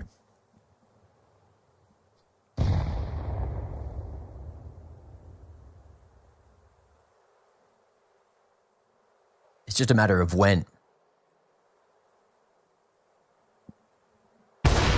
Oh, and Onyx, not really known for his AWPing prowess. Not what we've seen so far. And Dowie able to activate, especially with the smokes about to bloom, goes to the advanced angle, knife on the trade game, and Onyx another. Everyone can have an AWP. You can have an AWP. But who can have the round? It's Onyx finding almost every single one of them. And now there's time. Tanir gonna lock this one in, gets another, dodges the HE, and makes this one much more dangerous than Inner Circle ever expected. But the final blow is found. And 11 on the board. We might not be done. We might need overtime to separate these two. Yeah, but rounds like this, Mac, this is how close it is, right? Even Tanir in that situation, you're thinking, isolate a couple frags, man. Couple mistakes made, and that's all it takes. But these were the uncomfortable ones. These were the hard asks. You've got past those rough rounds to bring us back to, like you say, only one between these two teams. Overtime could very well be a possibility. This series has been full of interesting prospects. We had some narrative twists I did not see coming. But in the 24th, what's the outcome going to be? Donk leads the charge towards middle. You've got that AWP in the hand of Fleerax once again. He's looking to put himself on a 30 bomb this game. 27 kills so far with the AWP. Farming out there.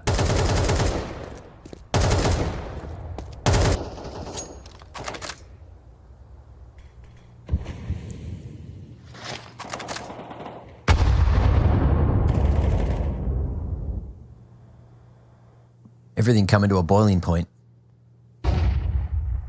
With this Palace control, they could set up for a retake nice and early. And Tanir, crosshair, placed on that right side. Knife here to trade. And there's the map control if they want it, but Knife falling back to a site setup. And Chopper again placed into a power position.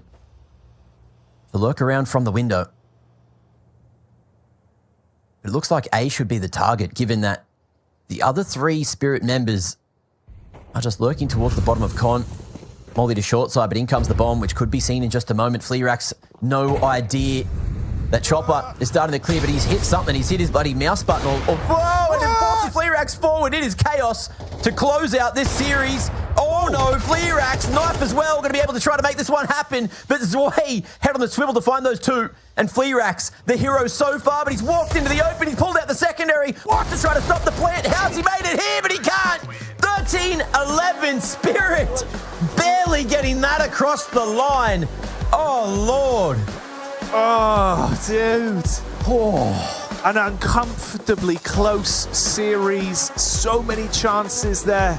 right down to the wire. You can see the human element of Counter-Strike, that feeling hitting them now at the end of that one as he flicks away the replacement mouse.